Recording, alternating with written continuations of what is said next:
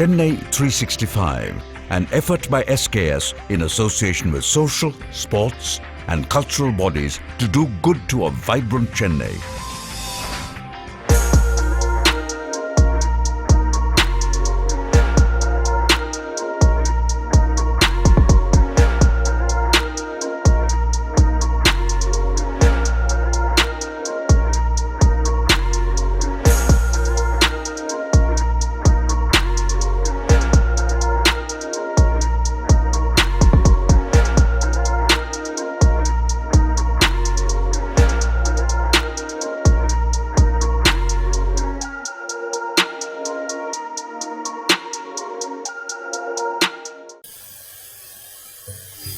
தெளிவுறவே அறிந்திடுதல், தெளிவு தர மொழிந்திடுதல், சிந்திப்பார்க்கே களிவளர உள்ளத்தில் ஆனந்த கனவு பல காட்டல், கண்ணீர் துளிவர உள்ளுருக்குதல்.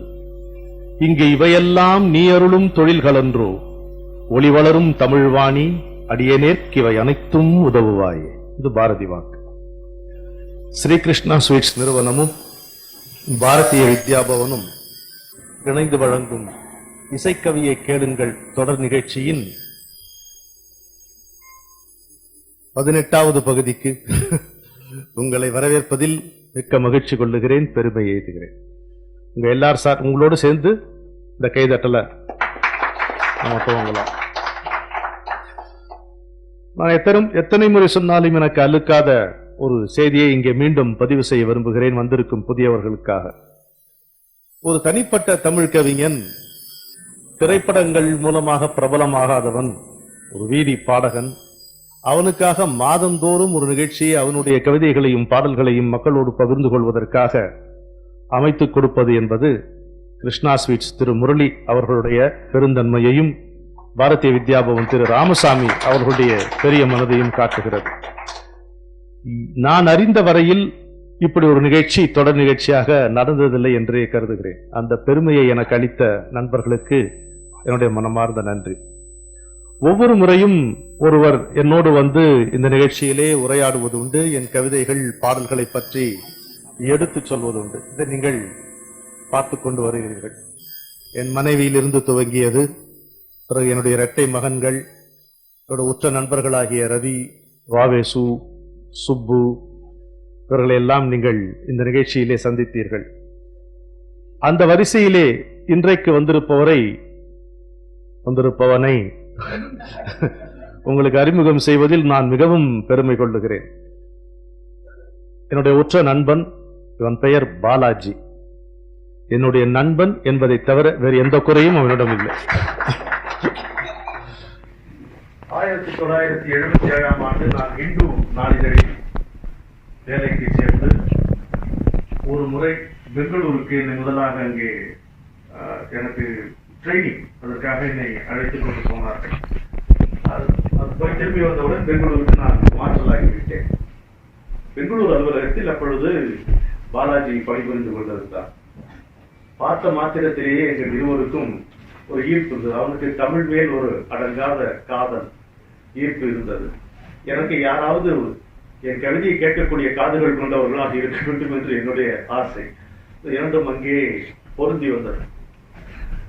நாங்கள் கழித்த வசந்தமான பொழுதுகள், இலக்கிய செழுமையும் இசையினுடைய உயர்வையும் நாங்கள் அனுபவித்த கணங்களை ஒரு மணி நேரத்திலே சொல்வதற்கு வாய்ப்பே இல்லை.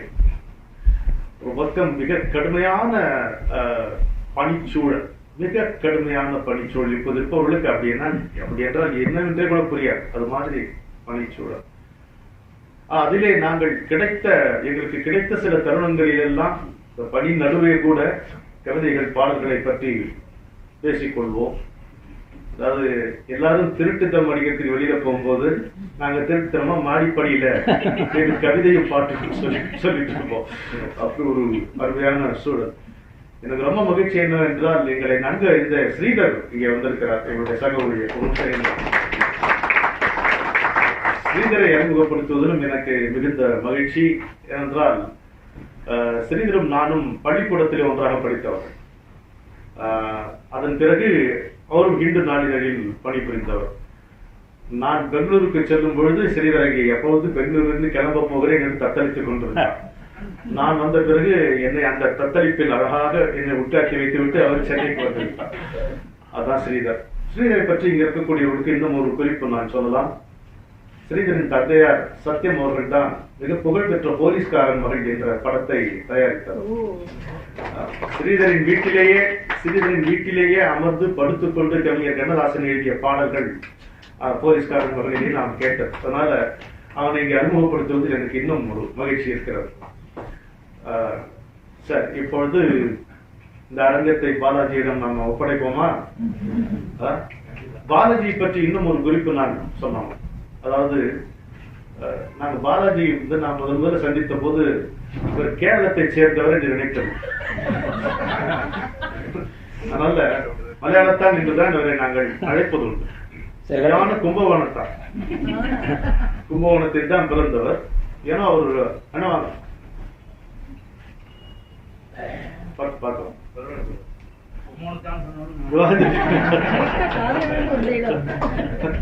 என்ட்ரி பாருங்க.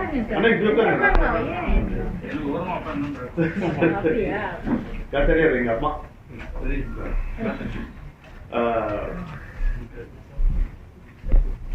பாலாஜியை வந்து நாங்க மலையாளத்தான் கூப்பிடுவோம். அவர் வந்து கேரளக்காரர் நினைச்சுக்கிட்டு, ஆனா அவர் கும்பகோணத்தில் பிறந்தவர். ஆனா சரளமாக மலையாளம் பேசுவோம், தெலுங்கு பேசுவான், கன்னடம் பேசுவான், ஹிந்தி பேசுவான். இல்ல தமிழை தவிர ஆங்கிலம், தெலுங்கு, கன்னடம், மலையாளம், ஹிந்தி இதெல்லாம் எழுத பேச படிக்க தெரியும் சரளமா. தெலுங்கு எழுத படிக்க தெரியாது, பேச தெரியும். எழுத படிக்க இந்த பாஷையும் மலையாளமாக தான் பேசுவோம், தமிழே இல்ல. ஒரு கையெழுத்து பத்திரிகையும் நடத்தி கொண்டு வந்தார். பாலாஜியுடைய பெற்றோர்கள் எல்லாம் எனக்கு ரொம்ப நன்கு பரிச்சயமானவர்கள்.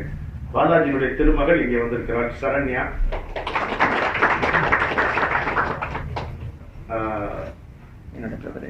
சொல்றேன், அது நீங்க தான். பிறகு ஒரு வருடம் நான் பெங்களூர்ல இருந்து மாற்றலாகி மதுரைக்கு போய், அதுக்கு பிறகு 4 வருடங்கள் கழித்து திரும்பவும் பெங்களூர் அலுவலகத்துக்கே சென்றேன். அப்ப இருந்த மேனேஜர் என்னாடி மாலையெல்லாம் போட்டு மசாலா தோசை எல்லாம் கொடுத்து அமிச்சு திரும்பி வந்துட்டேன். இனி இந்த அளவுக்கு பாலாஜியை பற்றி சொன்னா, இன்னொன்று என்னன்னா, பாலாஜி பேச்சாளன் கிடையாது, மேடையிலே பேசுபவன் கிடையாது. ஆனால் இப்படிப்பட்ட பணிவும் பண்பும் உள்ள ஒரு அன்பு நண்பனால் இந்த மேடை ஏற்றம் பெறுகிறது என்பதை நான் பேச்சாளர்களை தாங்கி தாங்கி மேடை கொஞ்சம் கனத்துத்தான் போய்விட்டது. இன்றைக்கு மிகவும் பணிவும் அன்பும் பண்புகளும் கொண்ட என்னுடைய நண்பரை உங்களுக்கு அறிமுகம் செய்வதில் மிகவும் பெருமை அடைகிறேன். இனி நீங்கள் உங்களுக்கும் பாலாஜிக்கும்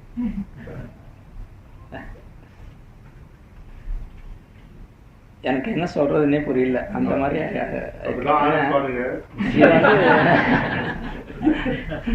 அதுக்காக இது வந்து அவர் சொன்ன மாதிரி எனக்கு முதல் மேடை. அவ்வளவுதான்.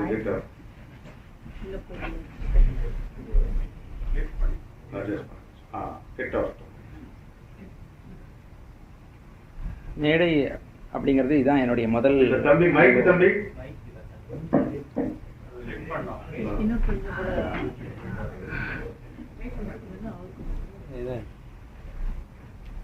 மேடை அப்படின்னு சொல்றது, மேடையில் வந்து உட்காந்து பேசுறதுங்கிறது இதுதான் என்னுடைய முதல் இதுன்னு நினைக்கிறேன். அதாவது ஆஃபீஸில் ரிட்டையர் ஆச்சு எனக்கு ஒரு தினம் கொடுத்தா, அப்போ நின்று எல்லாரோடையும் பேசினேன். அவ்வளோ 200 பேர் இருந்தால் 200 பேர் வந்திருந்தாங்க அந்த நேரத்துக்கு. எல்லாருடைய அன்பையும் காட்டுறது அது மாதிரி. இது 2வது தடவை. எனக்கு அந்த எனக்கே ஒரு பயம் இருந்தது, நமக்கு ஃபியர் இருக்கும், பேசிச்சு நம்ம பேச தெரியாது, பேச முடியாது, அந்த மாதிரி ஒரு இது இருந்தது. அது போட்டோம். இதுக்கு ஒரு பெரிய இதை அமைச்சு கொடுத்தாரு எனக்கு. வந்து சாதாரணமான மனுஷனா என்னை பொறுத்த மட்டும் வந்து, ஏன்னா நான் என்னுடைய இதில் அப்படிதான் நான் எழுதியிருக்கேன், ரமணனுக்கு முன் ரமணனுக்கு பின் அப்படின்னு. ரமணனுக்கு முன், ரமணனுடைய சந்திப்பதற்கு முன் பாலாஜி எப்படி இருந்தாங்கன்னா, எனக்கு வந்து தமிழ்லையோ கவிதையிலையோ இதுலையோ நாட்டம் இருக்கும் அப்படிங்கிறதே எனக்கு தெரியாது. அது இருந்திருக்கலாம், இல்லை அது முன்னாடி ஏதாவது ஒரு தடவையாவது நான் சில கவிதைகளை ரசிச்சிருக்கணும், அந்த மாதிரி ஒரு இது வந்திருக்கணும் இல்லையா. எனக்கு அது எனக்கு தெரிஞ்ச இல்லவே இல்லை. இவர் சந்திச்சதுக்கு அப்புறமா அவர் சந்தித்த 2வது நாள் 3வது நாள் அவருடைய பாடல் ஒன்று கேட்டதுலேருந்து எனக்கு கொஞ்சம் கொஞ்சமா நான் மாற ஆரம்பிச்சிட்டேன்.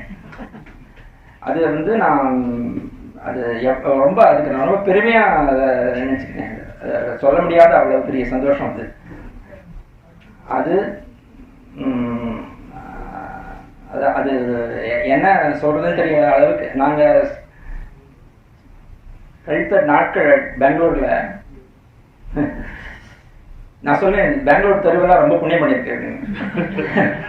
2 பேரும் நடந்த ஒரு 10 கிலோமீட்டர் இருக்கும். இவர் எங்க ஆபீஸ்ல இருந்து இவர் தங்கியிருந்ததாக ராஜாஜிநகர் அக்காவத்துக்கு இருக்கிறதுக்கு போவோம். நடந்துட்டே வழியெல்லாம் பாடல் அவர் சொல்லிட்டே இருக்கிறத நான் கேட்டுட்டே இது பண்றது.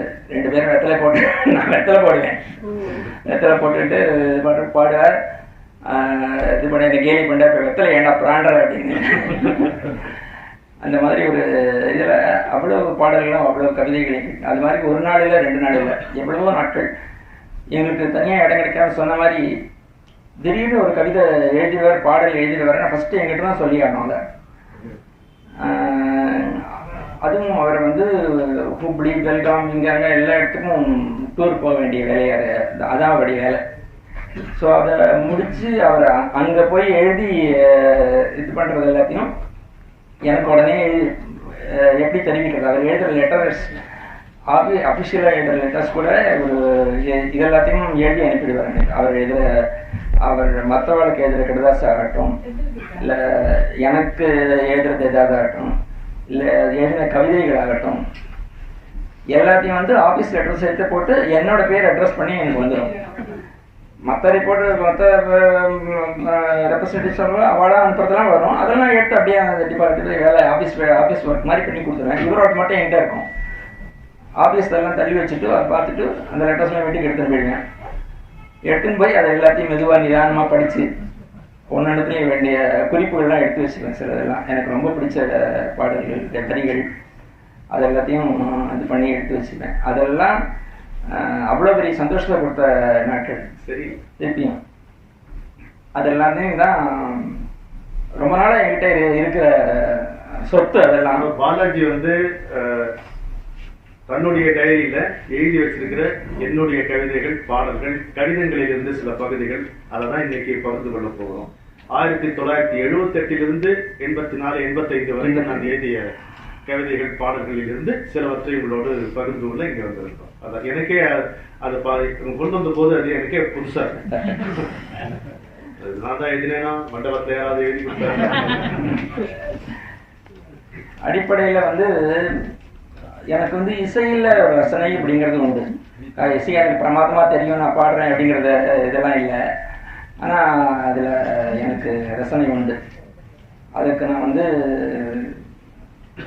என்னுடைய குடும்பத்துடையது, எங்கள் அத்தையும் எங்கள் சித்தப்பாவும் எனக்கு கொடுத்த இது சங்கீதத்தில் எனக்கு வேண்டியது நான் வேணாம். அதை வந்து எங்கள் அத்தை பிள்ளை இங்கே வந்திருக்கான், என் பிரதனையில் வந்திருக்கு, சிஸ்டர் லாட்ஸில் வந்திருக்கு, அவருக்கு எல்லாரும் வந்திருக்காங்க. ரொம்ப சந்தோஷமா இருக்கு எல்லாரையும் பார்க்கறதுக்கு. காத்தாடி சார் இருந்திருக்கேன், மேடையில் தான் பார்த்துருக்கேன், இப்போ நேரில் பார்க்க ரொம்ப சந்தோஷமா இருக்கு. நாடகங்கள் பார்த்தது, அப்புறம் இந்த மாதிரி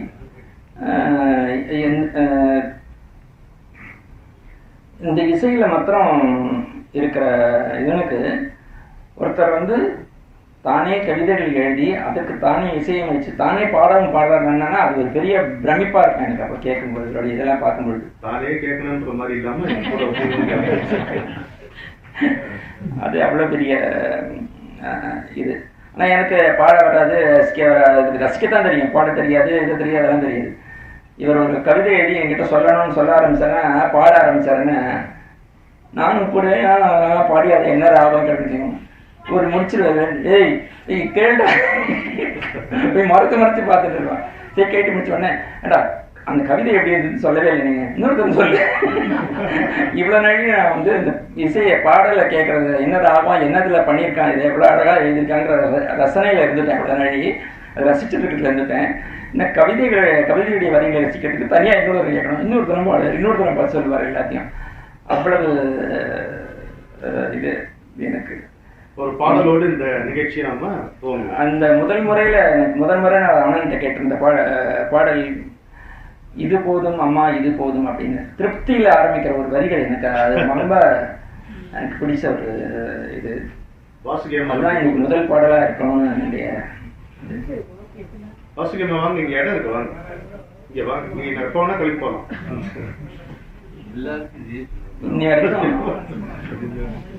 எனக்குள்ள நான் பாடிட்டு இருக்க பாடு வெளில நான் சத்தமா போட்டு பாடினா எல்லாரும் ஓடி போயிடுவா, அது வேற விஷயம். மோகன், இந்த மைக்காக ஒரு நிமிஷம் கூப்பிடுங்க, எங்க இருந்தாலும் சரி. ஹம் வருது இதுல, எனக்கு ரொம்ப ஹம் வருது, கிளியரா இல்ல, தயவுசெய்து அதை செட்டில் பண்ணு ப்ளீஸ்.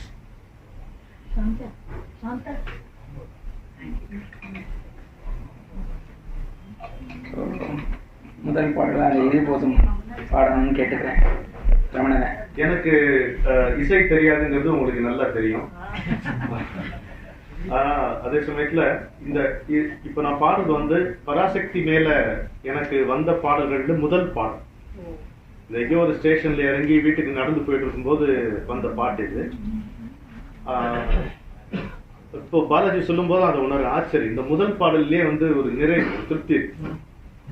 இது போதும் அம்மா இது போதும். கேக்குதா?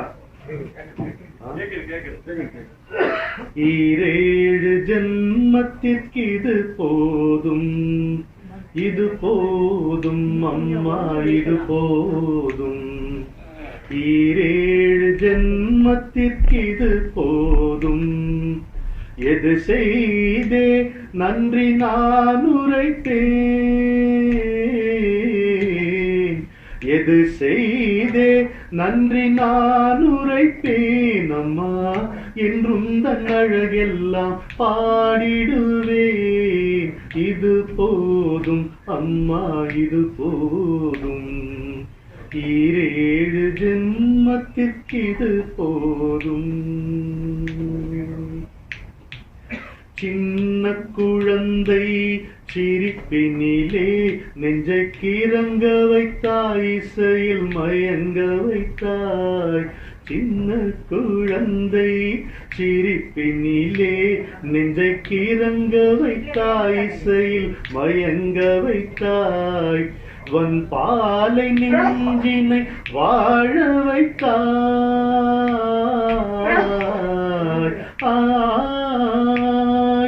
வன் பாலை நெஞ்சினை வாழ வைத்தாய். சில வசந்த நதிகளை வளைய வைத்தாய்.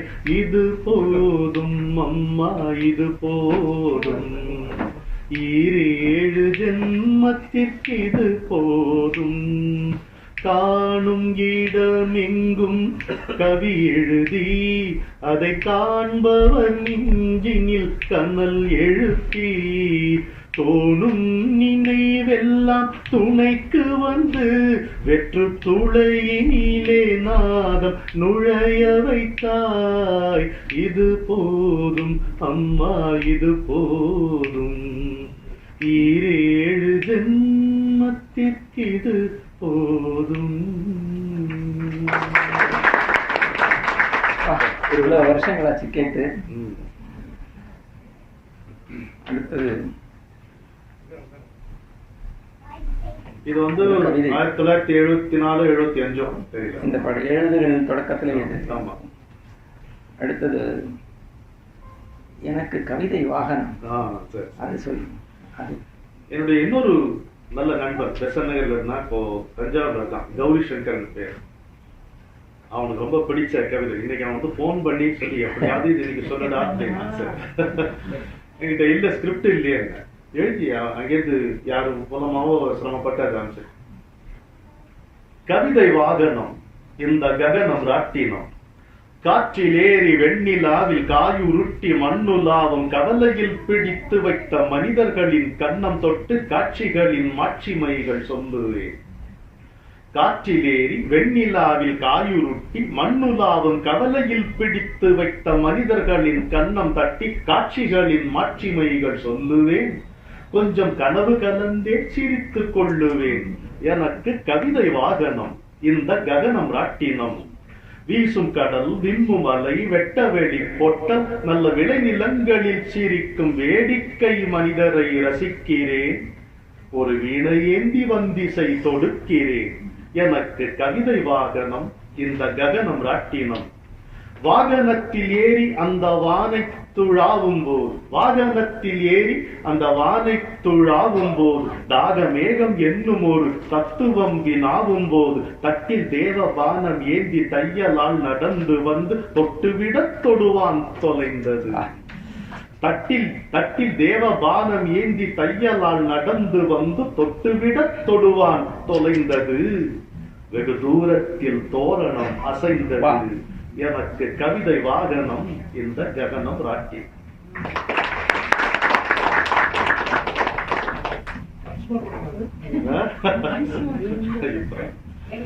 நிறைய இருக்கு. ஒரு நிமிஷம் அந்த கிரேசி மேல ஒரு இது போட்டிருக்கேன்,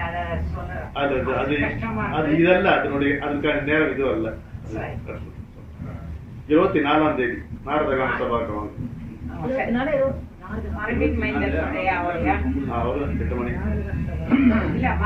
எனக்கு பல சமயம் எனக்கு தோணும், கவிஞருடைய உரைநடை கவிதையை காட்டிலும் சிறப்பானதோ அப்படின்னு எனக்கு ஒரு டைம் தோணுது. அதுக்கான காரணங்கள் இருக்கு. அந்த உரத்த சிந்தனை இருக்கு அவருடைய இதில். அவர் சொல்ற விஷயங்கள் அவ்வளவு பலமா இருக்கும். சில சமயம் அதெல்லாம் எப்போ வருதுன்னா, நான் பார்த்தது முதல்ல அவருடைய கடிதங்கள் தான். அந்த மாதிரி எழுதின கடிதங்கள் ஒன்று சொன்னேன், எனக்கு வந்து போகும் பார்த்தேன். அந்த மாதிரி வந்த கடிதம் வேதமூர்த்தின்னு ஒரு நண்பருக்கு 7/12/78 இரவு 10:40 அவர் எழுதியிருக்காரு. அந்த கடிதத்தை படி வேதமூர்த்தி என்பவர் நான் அதுக்கு சந்தித்த பிறகு சந்திக்கவே இல்லை. முதல்ல ஆஜானுபாக இருப்பார். சீர்காழி கோவிந்தராஜன் என்ன ஸ்டைல பாடுவாரோ அதோட இன்னும் கொஞ்சம் ஒரு ஸ்டாய் மேல பாடுவார். உலகம் அறியாத ஒரு ஒப்பற்ற பாடல். அதுவும் அந்த சின்னஞ்சிறு பெண் போல பாட்டு அவர் பாடும்போது உருக்கமா இவ்வளவு உருக்கமா. பெசன் நகரில் தான் நான் ஒரு நண்பர் வீட்டில் அவர் சந்திச்சேன். அதுக்கு பிறகு அவருக்கு நான் எழுதின கடிதத்திலிருந்து ஒரு சின்ன பகுதி. வேதமூர்த்தி, ஆம், இசைதான் என் உலகம், நான் பாடகன் இல்லை. இசைதான் என் வாழ்வின் அர்த்தம், ஆனால் நான் பாடகன் இல்லை. இசைதான் என் அந்தரங்கம், நான் பாடகன் இல்லை. நீ உன்னை அறியாது போனாலும் அருள் பெற்றவன் என்று உணர்ந்து கொள். அருள் பெறாதவனுக்கு ஆலயத்தையே கொண்டு வந்து நிறுத்துகின்ற பக்தி குரல் கிட்டாது. அருள் பெறாதவனுக்கு ஆலயத்தையே கொண்டு வந்து நிறுத்துகின்ற பக்தி குரல் கிட்டாது. உன் குரலை நான் இனிமை என்றோ ஆஹா என்ன ஸ்டாயி என்றோ ஒரு நாளும் புகழ மாட்டேன். ஏனென்றால் என்னை பொறுத்த மட்டில் நீ பாடுகின்ற போது உனக்கு குரலும் நெஞ்சமும் வேறாக இருந்து நான் பார்த்ததே இல்லை. மிகுந்த இனிமையான குரலும் தேர்ந்த இசை பயிற்சியும் கொண்ட ஒருவனோ ஒருத்தியோ என்னை கூட மயக்கிவிட முடியாது. இதயம் எங்கே பேசுமோ, எங்கே உயிர் கலந்து தாவுமோ என்றுதான் பார்ப்பேன். பார்ப்பார்கள் பாட்டறிந்தவர்கள், நான் பாடகன் இல்லை. நீ ஒருபோதும் இந்த கலையை விலை பேசும் வியாபார சந்தையில் சிக்கிவிடாதே. வாழும் குயிலோய், நீ பாடவில்லை. உன்னுள்ளே வாழும் உயிரை காற்றில் வளைய வர விடுகின்றாய். நண்பனே, நீ இங்கே உப்பு புளி மிளகாய் பொறுக்க வரவில்லை. பக்தன் என்ற பெயரில் ஓயாமல் தினத்தந்தி சிந்துபாத் கதை மாதிரி பட்டியல் போட வரவில்லை.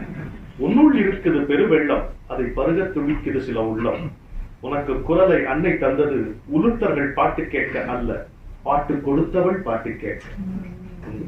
நீ பாடி கேட்க, நீ பாடப்பாட அவள் பூச்சொலிவாள். நின்ற நிலை மாறி நடமிடுவாள், நெகிழ்ந்து நீள்வெளி அசைத்திடுவாள். இவன் நடக்கும், ஆனால் நீ சந்தையில் சிக்காதே. நான் கூட என் நல்ல நண்பர் ஒருவருக்கு சொன்னதை உனக்கும் சொல்லுகிறேன். வீணை பிறந்தது விரித பாரதி.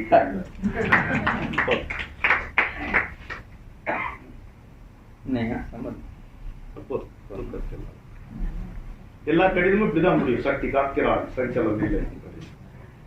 அது ஒரு பெரிய மந்திர வாக்கு. ஒரு கலைஞன் அப்படின்னு சொன்னா அவனுடைய மனசுக்கு அப்படின்னு அவனுடைய மனசுக்குன்னு ஒரு தனி உருவம் உண்டு. அதை பிரதிபலிக்கிற மாதிரி ஒரு கவிதை. தூக்கத்தில் ஆளை காணோம் பாடல், அழகான பாடல். 10 வயதிலிருந்தே, இப்படி சொல்லாம தெரியல, 10 வயதிலிருந்தே ரமண மகர்ஷி தாக்குதலுக்கு ஆளானவன். ஒரு 10 வருஷத்துக்கும் நடுவில் ஒரு வாட்டி அவருடைய இம்பாக்ட் ஒன்று நமக்கு கிடைக்கும். அந்த பாதிப்புல தான் இந்த பாட்டு சொல்லலாம். இது என்னன்னா ஒரு பக்கம் இப்படி சொல்ல, கனவில் கனவு நிஜம், காலையில் கவலை நிஜம், இதுன்னு இருக்கு நம்ம வாழ்க்கை.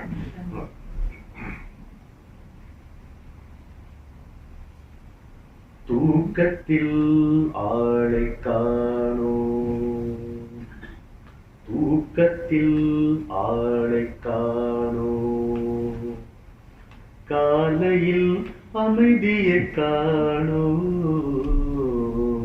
தூக்கத்தில் ஆளை காணோம், காலையில் அமைதியை காணோம்,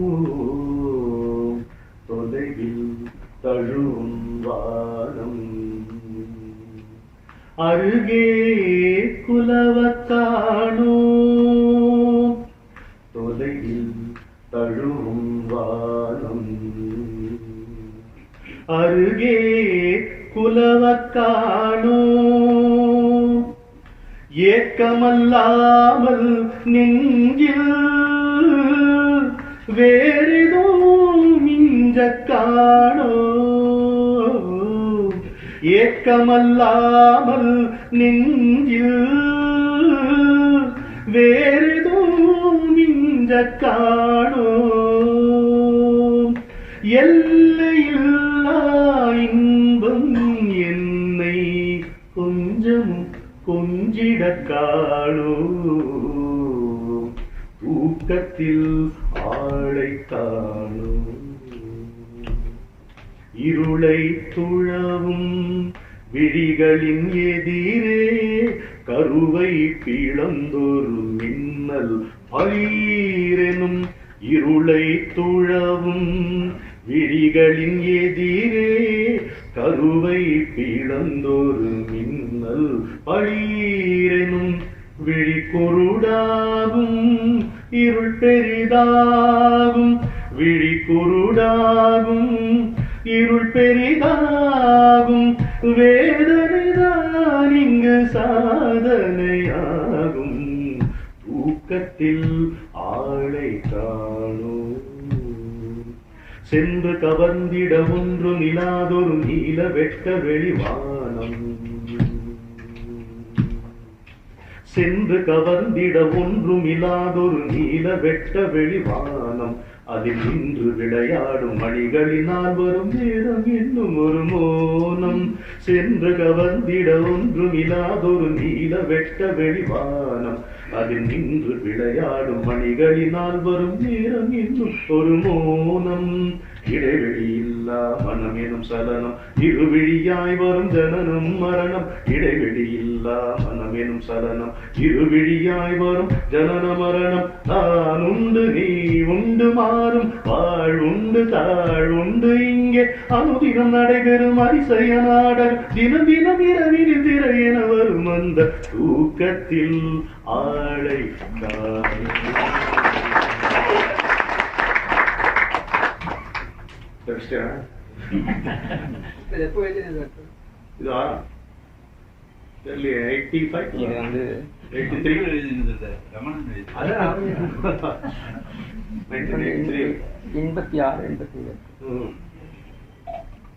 அவனுக்கு தெரியும், நான் எழுதாத பாட்டு கவிதை அவனுக்கு தெரியும்.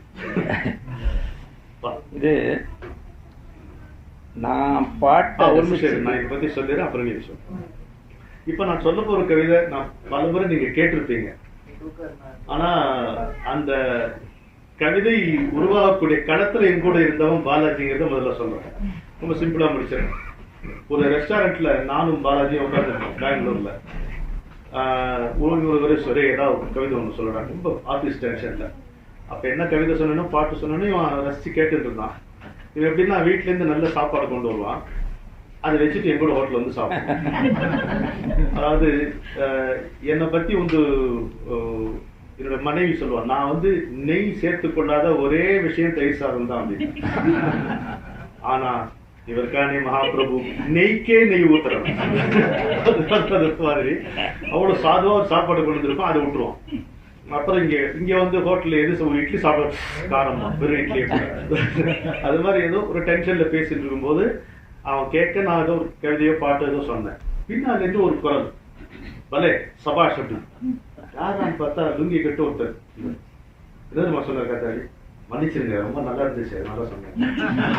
அவர் யாரோ ஒரு ஸ்ட்ரேஞ்சர், இந்த கவிதை அவர் தொற்று. அப்பவே ஸ்பான்டேனியஸா நான் வந்து அவருக்கு ஒரு கவிதை சொன்னேன்.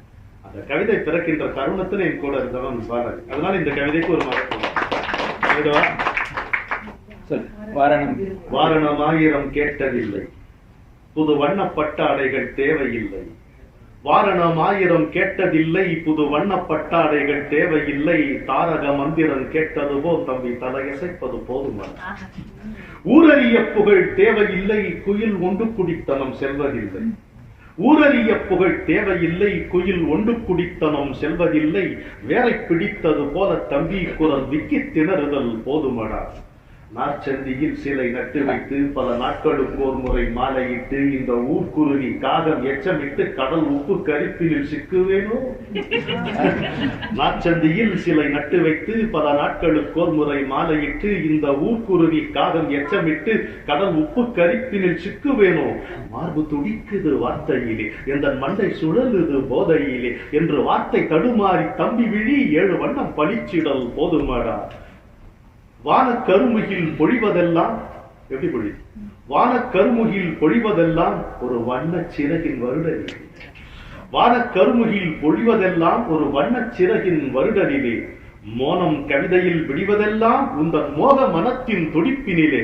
அன்றி வாரணம் ஆயிரம் கேட்டதில்லை, புது வண்ண பட்டாடைகள் தேவையில்லை. தாரக மந்திரம் கேட்டது போல் தம்பி தலையசைப்பது போதும். 1979 பாலாஜி குறிப்பிட்டு 79. இது கவிஞரின் வசந்த கால தொடக்கத்தில் வந்த சில பாடல்கள்ல மனம் தள்ளாட உனை கை தேட அப்படின்னு ஒரு பாடல். அந்த வெட்டி வெட்டி போற அந்த சில வரிகளுக்கு எப்படித்தான் இவர் இசை கூட்டினாரோ அப்படின்னு ஒரு பிரமிப்பு எனக்கு உண்டாகும் அந்த பாடலை கேட்கும்பொழுது. இந்த பாட்டு அந்த பாட்டை பாடுறோம். இது வந்து 1984 பெங்களூர்ல, பிப்ரவரி, பெங்களூர் பாட்டு. மனம் தள்ளாட முயற்சி பண்ணி பார்த்தேன். ஏன்னா எனக்கு மெட்டே மறந்து போச்சு, போடும்போதே மறந்து போயிடும். சில வாத்தியார்ல வந்து ஸ்டார்ட் பீஸ்ல எழுதிட்டு அழிச்சுட்டு வருவாங்க, பாத்துருக்கீங்களா? நான் பாட்டுவேன், புதுசா மெட்டே போட்டு பாருங்க.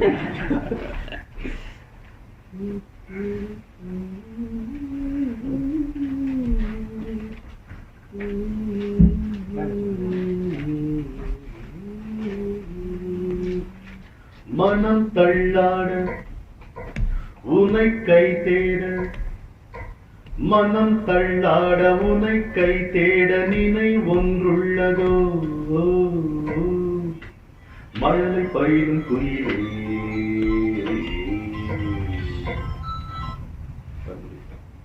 அப்படிங்களா? மனம் தள்ளாட உனை கை தேட நினை ஒன்றுள்ளதோ. மழலை பயிலும் குயிலே. யுகமாய் ஒரு சுகமே கொஞ்சம் இதமாய் உலவும் சிறகில் ஏறிவிடு. மனம் தள்ளாட உனை கை தேட நினை ஒன்றுள்ளதோ. நெஞ்சினிலே கனல் ஒன்று சூழும், நின்று இளைப்பார நிழல் ஒன்று தேடும்.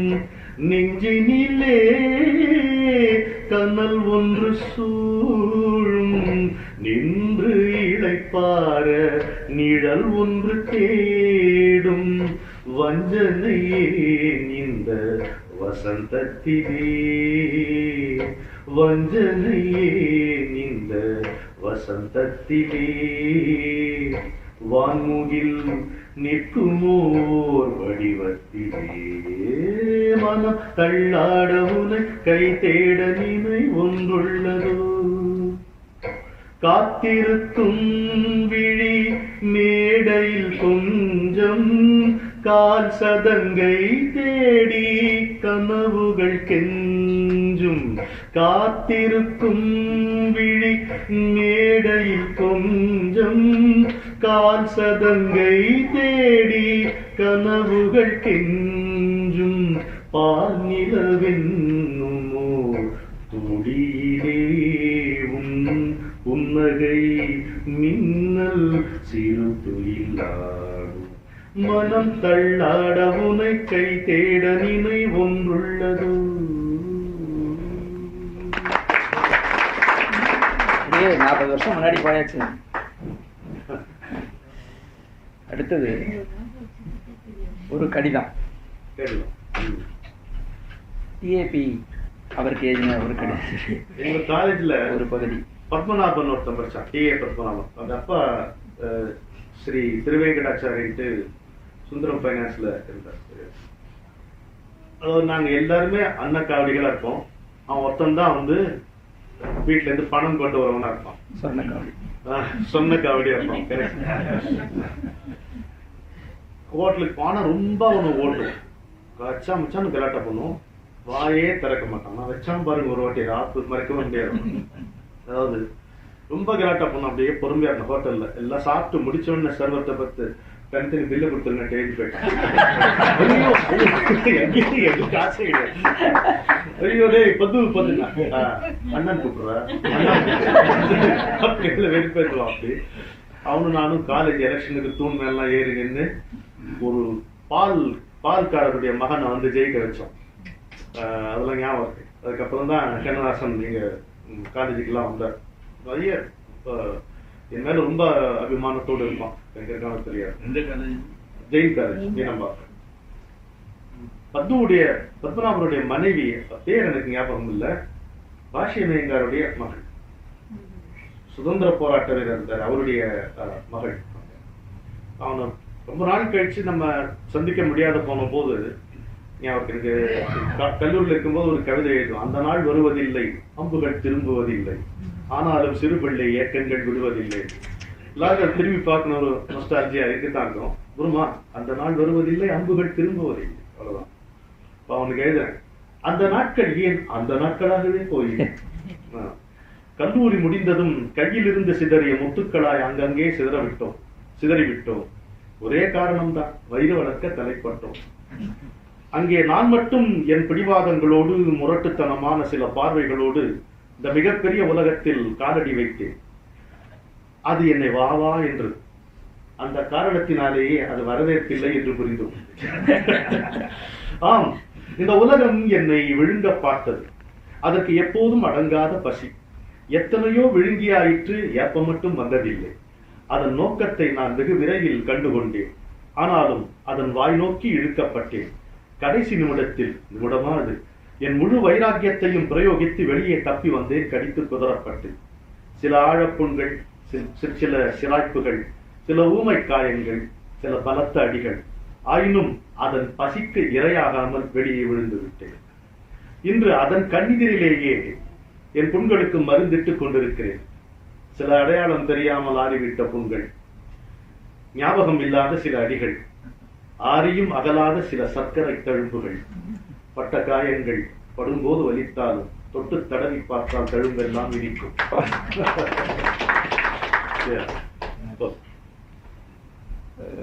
இது 5/12/78 ரெக்கார்டிஸ்ட்.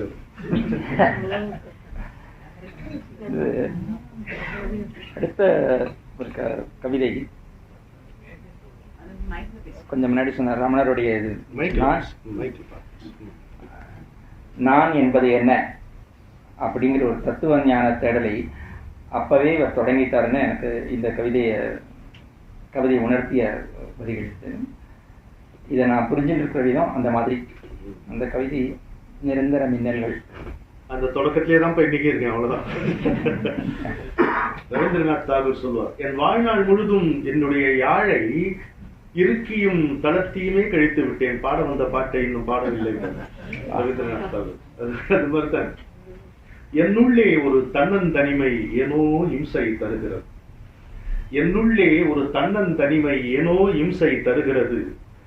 நான் மின்னல் பறித்த பிள்ளை கணமோ மீண்டும் மீண்டும் வருகிறது. மண்டை எங்கும் ஒரு அலையோசை, மௌனம் கொட்டும் கரகோஷம்.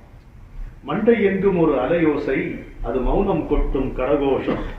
கனவு நினைவில் கனவி வெறிகளில் கண்ணீர் துளிகளின் உல்லாசம். ஒண்ட வந்த ஒரு சின்ன சிறகு உச்சி முகப்பை இடிக்கிறது. அப்படி நம்ம விசுரவம் இருப்போம் நம்மளே. ஒண்ட வந்த ஒரு சின்ன சிறகு உச்சி முகப்பை இடிக்கிறது. இந்த அருவக்குரலின் அதிகாரம்தான் அல்லும் பகலும் நடக்கிறது. அமைதியிலும் அது தொடர்கிறது. ஓடும் மனம் எனும் நதியோரத்தில் தூண்டில் அசைகிறது. ஓடும் மனம் எனும் நதியோரத்தில் தூண்டில் அசைகிறது. வெற்று தூண்டில் அசைகிறது. வந்து கூடும் மீன்கள் கும்மி அடிக்க குமிழி பிறக்கிறது. அதிலும் ஒரு கூற்று பிறக்கிறது. மூடும் கண்கள் ஆடும் இருளில் முணுமுணுக்கும் சில மின்னல்கள். பாடும் போதில் பலகனி வழியாய் பல்லவிக்குள் வரும் தென்றல்கள். மூடும் கண்கள் ஆடும் இருளில் முணுமுணுக்கும் சில மின்னல்கள். பாடும் போதில் பலகனி வழியாய் பல்லவிக்குள் வரும் தென்றல்கள். தூங்கி தூங்கி பார்க்கின்றேன், ஒரு துளியாய் கனவில் நெகிழ்கின்றேன். அங்கும் இங்கும் என்றொரு வேதம் அறவே அழிந்து விழுகிறதே. கண்ணீர் அருவிகள் வெறிகொண்டு எழுகிறதே. மாயத் துயிலை மருவும் தருணம் மர்மக்கதவு திறக்கிறது. மாயத் துயிலை மருவும் தருணம் மர்மக்கதவு திறக்கிறது. ஒரு மகா தீபம் அது தெரியும் முன்னே மறுபடி திறக்க மறுக்கிறது. பேயாய் எலறி பிழையாய் பதறி பின்னங்களாகி சிதறுகிறேன். நடுவில் அமர்ந்து நானே சுமையாய் நகரவிடாமல் கிடக்கின்றேன். கிளை நதியாய் பக்கம் படர்கின்றேன். தீபம் கொடுத்த தைரியத்தில் தான் எத்தனை எத்தனை ஈசல்கள். தீபம் கொடுத்த தைரியத்தில் தான் எத்தனை எத்தனை ஈசல்கள். துன்பக் கேணி கவிழ்ந்தொரு ககனம் முழுதும் கேலி நிரம்பிய ஆசைகள். நீர் ததும்ப நான் நீண்ட பாதையில் நிராசை போலே நடக்கின்றேன். நீர் ததும்ப நான் நீண்ட பாதையில் நிராசை போலே நடக்கின்றேன். சில நேரம் ஒளி கண் கூசும். இங்கே நிம்மதி இழந்தன இன்ப துன்பங்கள். நிரந்தரமாயின மின்னல்கள். சக்தி காக்கிறார். 26/7/85 காலை 10:55 ஹுப்ளியில் உட்காந்து எழுந்தது. அடுத்தது 1978 எழுதின ஒரு பாடல். இத பாடல் வரத்துக்கு உள்ள ஒரு பிரமேயம்னு சொல்லணும். ஒரு ஜஸ்ட் ஒரு இது. அது ஒரு பிச்சைக்காரர் பாட்டு பாடி பிச்சை எடுக்கிறார். அதை பார்த்த கணத்துல இவருக்கு ஒரு பாடல் வருது. அந்த பாடல் இது. ஆனா கவிஞர் வேற ஒரு சந்தர்ப்பத்தில் சொல்லியிருக்கிறதே நான் கோட் பண்றேன். ரமணன் சொல்லியிருக்கிறதையே, கவிதை பிறப்பதற்கு ஏதோ ஒன்று தூண்டுவதாக அமைகிறது. ஆனால் அந்த தூண்டுவல் பற்றித்தான் அந்த கவிதை இருக்க வேண்டும் என்ற அவசியம் இல்லை. காட்சியின் ஏதோ ஒரு மயிரிழைதான் அந்த காரியத்தின் காரணம் என்று சொல்லுவார். இது சாதாரணமாக பார்த்தா எல்லா கலைஞர்களுக்கும் இது ஓரளவுக்கு பொருந்தக்கூடியதா வச்சுக்கலாம். நான் இதை இந்த பாடல் அதற்கு ஒரு எடுத்துக்காட்டா நான் உணர்கிறேன். ஊமையின் நெஞ்சினில் ஓயாத நாதம் என்பதுவே இதன் ஜீவ வரிகள். உனக்கும் எனக்கும் ஒரு கணம் பேதம். இதுக்கே எழுதியிருக்கேன். காரணா காரியா என்று விவரிக்க முடியாத பிச்சை அப்படின்னு போட்டேன். பிச்சைக்காரனா பிச்சைக்காரியா தெரியும். அவ்வளவு ஒரு பரட்டத்தலையும் ஒரு கோலத்துல. என்னால இன்னைக்கும் அந்த குரலை மறக்க முடியல. இது 78. இது 78. 41 வருஷத்துக்கு முன்னால ஒரு ட்ரெயின்ல கேட்ட அந்த பிச்சை குரலை என்னால மறக்க முடியல. உண்மையில எனக்கும் அவனுக்கும் பேதம் புரியல. அவன் துணிச்சலா செய்யறாங்க, அவ்வளவுதான். இந்த பாட்டு எனக்கு முழுக்க ஞாபகம் இல்லை. இருந்தாலும் அவன் பாடின அந்த குரல், அந்த மெட்டை நான் நினைவுக்கு கொண்டு வர முயற்சி செய்கிறேன். உனக்கும் எனக்கும் ஒரு கணம் பேதம், பேதத்தில் விளைந்ததுதான் உந்தன் கீதம். உமையின் நெஞ்சினில் ஓயாத நாதம். கொஞ்சம் இமேஜின் பண்ண முடியுதுல்ல உங்களுக்கு? அவன் பிச்சை என்னால பாட முடியாது.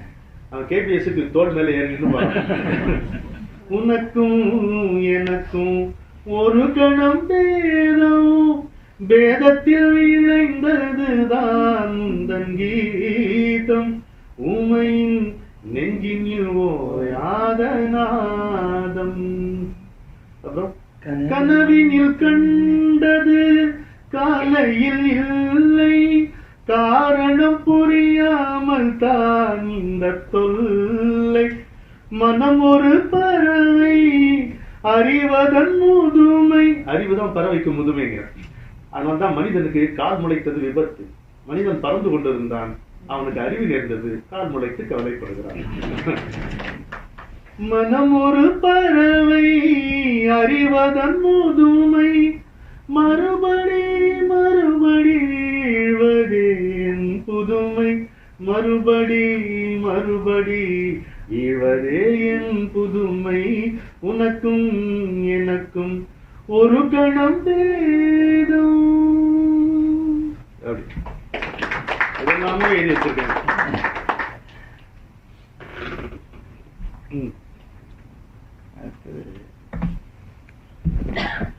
ஹோட்டல்ல மெனு பாக்குற மாதிரி பாக்குறேன்.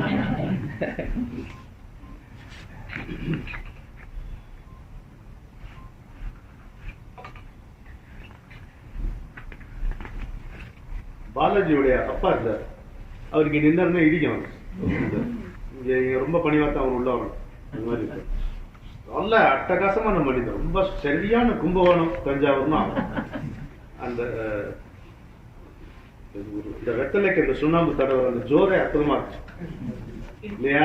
குறுக்கு தொரமேல கொடிக்கால தளர கிள்ளி நறுக்குன்னு பச்சை பார்க்க நாவார ஊற வச்சு சுத்தம் பண்ணி வச்ச சுண்ணாம்பு வரலெடுத்து பொஞ்சாதி நினைப்போட பக்குவமா தடவிட்டு சீவாளி போல மடிச்சு செவக்க சரைச்சுக்கிட்டு போட்டவனம் தூக்குற கோயிலையும் போட்டுக்கிட்டு சிந்தனைய பறக்க விட்டு சின்ன பாட்டு வரும்.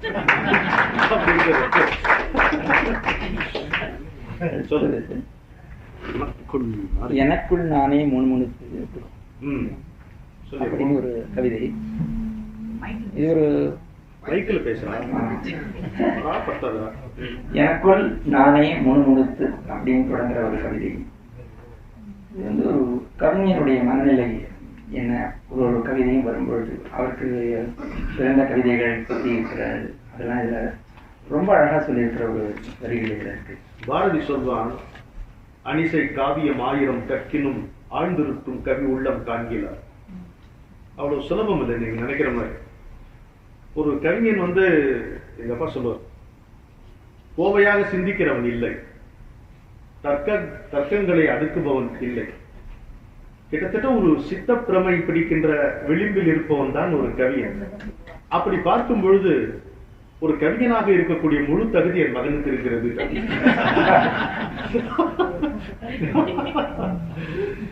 உண்மைதான். You don't know how it is to be consciously made. அது புரிஞ்சாதான் உங்களுக்கு ஒரு கவிஞனுடைய மனநிலை புரியும். இதுல என்ன சொல்றேன், எனக்குள் நானே முணுமுணுத்து, எனக்குள் நானே முரண்பட்டு, எனக்குள் நானே முணுமுணுத்து, எனக்குள் நானே முரண்பட்டு, மனம் எனும் நிலவின் மறுபக்கத்தில் மறைத்து வைத்த மலரின் இதழ்கள் மங்கி போகிற மகரந்தங்கள். மனநிலைகளே ராகமாகிற மாயம் இவருக்கு புரியாது. கனத்து கனத்து நழுவிய கனவின் கதையும் இவருக்கு தெரியாது. எனக்கும் உனக்கும் என்பதற்கப்பால் என்னென்று இவர் மனம் அறியாது. நான் நினைக்கும் முன்னமே நிழல் கலைந்திடும் நிர்கதி என் விதியாகியதா. எனக்குள் நானே முணுமுணுத்து, எனக்குள் நானே முரண்பட்டு, மனமெனும் நிலவின் மறுபக்கத்தில் மறைத்து வைத்த மலரின் இதழ்கள் மங்கி போகிற மகரந்தங்கள். என்னுடைய கவிதைகள் எப்படியா, சுமக்காமலேயே சுதந்திரமாக சுற்றி வரும் என் குழந்தைகள். பெறவே இல்லை. சுமக்காமலேயே சுதந்திரமாக சுற்றி வரும் என் குழந்தைகள் இமைக்கும் முன் சில விண்மீனாகும், இன்னும் சில வயதோடு பிறக்கும். இமைக்கும் முன் சில விண்மீனாகும், இன்னும் சில வயதோடு பிறக்கும். உமைக்கும் இறைக்கும், உமைக்கும் இறைக்கும் நடுவினிலேதான் துவங்கியதென்ற நரிச்சுவடி. உமைக்கும் இறைக்கும் நடுவினிலேதான் துவங்கியதெந்தன் அரிச்சுவடி. நமது மனங்கள் கண்களே மொழி என கதறிடும் பொன்னாள் வரும் வரையில் எனக்குள் நானே முணுமுணுத்து, எனக்குள் நானே முரண்பட்டு, மனமெனும் நிலவின் மறுபக்கத்தில் மறைத்து வைத்த மலரின் இதழ்கள் மங்கி போகிற மகரந்தங்கள். சொல்லில் இருக்கும் ஜோதியை அறிய தொடங்கும் முன், சொல்லில் இருக்கும் ஜோதியை அறிய தொடங்கும் முன் நான் நிலை மாறி சொல்லை சொல்லிய சூக்குமத்திலே தோய புகுந்து தனிப்பட்டேன். எல்லை என்பது என் வரை பொய்மை, ஏக்கம் விளக்க முடியா மாயை. கல்லை சிலையென கண்பணிப்பவன் கலையை விளக்கும் நிலையில் இல்லை.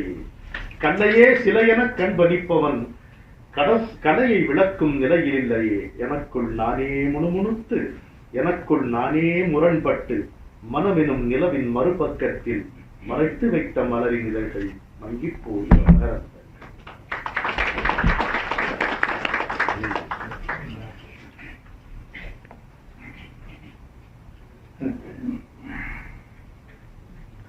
1984 எல்லாம் அந்த பீரியட் தான். 78லேருந்து 84க்குள்ள அந்த 6 வருஷங்கள் தான் நாங்கள் ரைட்டில் பொன்னான நாட்கள் 2 பேருமா இருந்தது. அதுக்கப்புறம் டச் வச்சுருக்கோம், அது வேறு விஷயம். பட் அந்த இதை மறக்கவே முடியாது. ஒரு நிமிஷம், பாலாஜி மகள் சரண்யா இன்னைக்கு பேசிட்டு இருக்கும் போது இவன் ஏதோ இது ரொம்ப பழசு அப்படின்னா, அப்ப நீங்க அப்படின்னா நான் சொன்னேன், நான் ரெலிக் இவன் ஃபாசில்.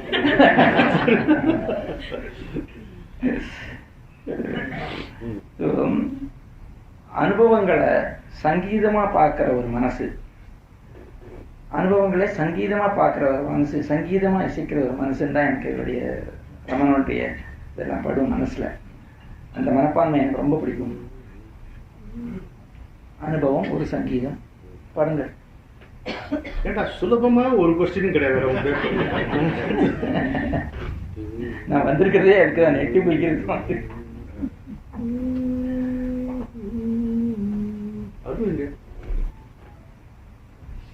அனுபவம் அது சங்கீதம். Experience is music. Music is experience there. அனுபவம் அது சங்கீதம். அள்ளும் பொழுதினில் துள்ளி விழுந்திடும் இன்பங்கள் துன்பங்களாகும். அனுபவம் அது சங்கீதம். தினமயங்கும் மாலை பொழுதினில் மனமும் நனையும் காலை பனியினில். தினமயங்கும் மாலை பொழுதினில் மனமும் நனையும் காலை பனியினில். கனவு தேடி கனவுகள் தேடி கதவு மூடி கதவுகள் மூடி அந்தரங்கம் என்றே நம்பி அன்பு கொண்டு தழுவும் போது அனுபவம் அது சங்கீதம். அள்ளும் பொழுதினில் துள்ளி விழுந்திடும் இன்பங்கள் துன்பங்களாகும். அனுபவம் அது சங்கீதம். பாதியிலே ஒரு சலனம் பல்லவியை முந்தும் சரணம். பாதியிலே ஒரு சலனம் பல்லவியை முந்தும் சரணம். வானம் மடியில் குலவும் போதும் மோனம் மடுவில் மறுபடி நடனம். பயணமில்லை பயணம் இல்லை பயணமில்லை பயணமில்லை என பதரும் மனதை உதறி உதறி பாதைகள் கோலங்கள் போடும். அனுபவம் அது சங்கீதம். அள்ளும் பொழுதினில் துள்ளி விழுந்திடும் இன்பங்கள் துன்பங்களாகும். அனுபவம் அது சங்கீதம். ஒரு 35 வருஷத்துக்கு அப்புறமா கேட்குற சில பாடல்கள், மனம் தள்ளாட, இது இன்னும் வரப்போற 1-2 பாடல்கள்லாம், இதுக்கு ஒரு மேடையை ஏற்படுத்தி கொடுத்துருக்காரு அவளுக்கு, அந்த மகானுபாவர்களுக்கு மனசார்ந்த நன்றி. ரமணனையும் சேர்த்து, ரமணனை விட அனுராதா ரமணனுக்கு தான் நான் சொல்லணும் முக்கியமான. அதெல்லாம் ஃபர்ஸ்ட் எனக்கு ஃபோன் பண்ணி நீங்க கண்டிப்பா வரணும், அந்த இதுக்கு நீங்க செய்யணும். அடுத்தது நான் சொல்றேன்டா, பாலாஜிக்கு நான் எழுதின கடிதம் அதுல இருந்து கொஞ்சம் எடுத்துன்னு வந்துருக்கேன். ஒரு 2 பேராகிராஃப். அங்க 2 நண்பர்கள் எனக்கு ரொம்ப உயிரா இருந்தாங்க பெங்களூர் ஆபீஸ்ல. ஒன்னு பாலாஜி, இன்னொன்னு விச்சூர் நாங்க கூப்பிடுற PR விஸ்வநாதன், ஸ்போர்ட்ஸ் ரிப்போர்ட்டர். அற்புதமான ரசிகன். இந்த மாதிரி சாது கிடையாது, ரொம்ப நியாயமான. அவன் வந்து போதையில இல்லாம இருந்து நான் பார்த்ததே கிடையாது. இந்த டெலிபிரிண்ட்ல போய் டேக் டவுன் அப்படிமா இங்க வந்து இந்தியா திருப்பறான்ட்டு அவங்களுக்கு அவன் டைப் படிப்பான். எப்பவும் ஒரு மாதிரி போதையில இருப்பான். ஆனா அவனுடைய குறும்பு அந்த குறும்பு மட்டும் ஒரு வார்த்தை சொல்லியிருக்கான். அவனுக்கு ஒரு அஞ்சலியா டூர் போயிட்டு வந்து கவிஞரேன்னு தான் கூப்பிடுவோம். என்ன ரமணான்னு கூப்பிட்டதே கிடையாது. கவிஞரே என்னடா ரொம்ப நாள் ஆச்சு அப்படின்னு வந்துட்டான். நான் டூர் போயிட்டு போலாண்டா வந்தேன். இங்கெல்லாம் போயிருக்கேன், சிக்மங்களூர், ஹூப்ளி, சில என்ன வாங்கினேன்? ஒன்றும் பெருசா இருக்கு, பெருசு சின்னது. என்ன வாங்கினேன்னு கேட்டேன். ஷூ வாங்கினேன். அப்படியா காட்டு வேற வாங்குறதும் வாங்குற புதுசா வாங்கக்கூடாது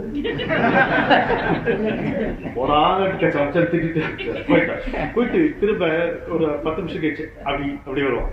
ஆபீஸ்ல இதெல்லாம் ஒரு சிகரெட் வச்சு அப்படி போடா கேட்டா வந்து டூர்லாம் நல்லபடியாச்சும் ஒண்ணு இந்த வயிறு ப்ராப்ளம்லாம் ஒண்ணு இல்லை. ஷூக்கு எவ்வளவு கொடுத்தாரு? இல்லடா நானும் தெரிஞ்சுக்கலாம் அதுக்காக கேட்கறேன். எப்பவும் கிண்டலை பண்ணிட்டு இருப்பேன். அவன் எவ்வளவு கொடுத்தாரு? 400 ரூபா. புதுசுல 800 ரூபா ஆகுங்க.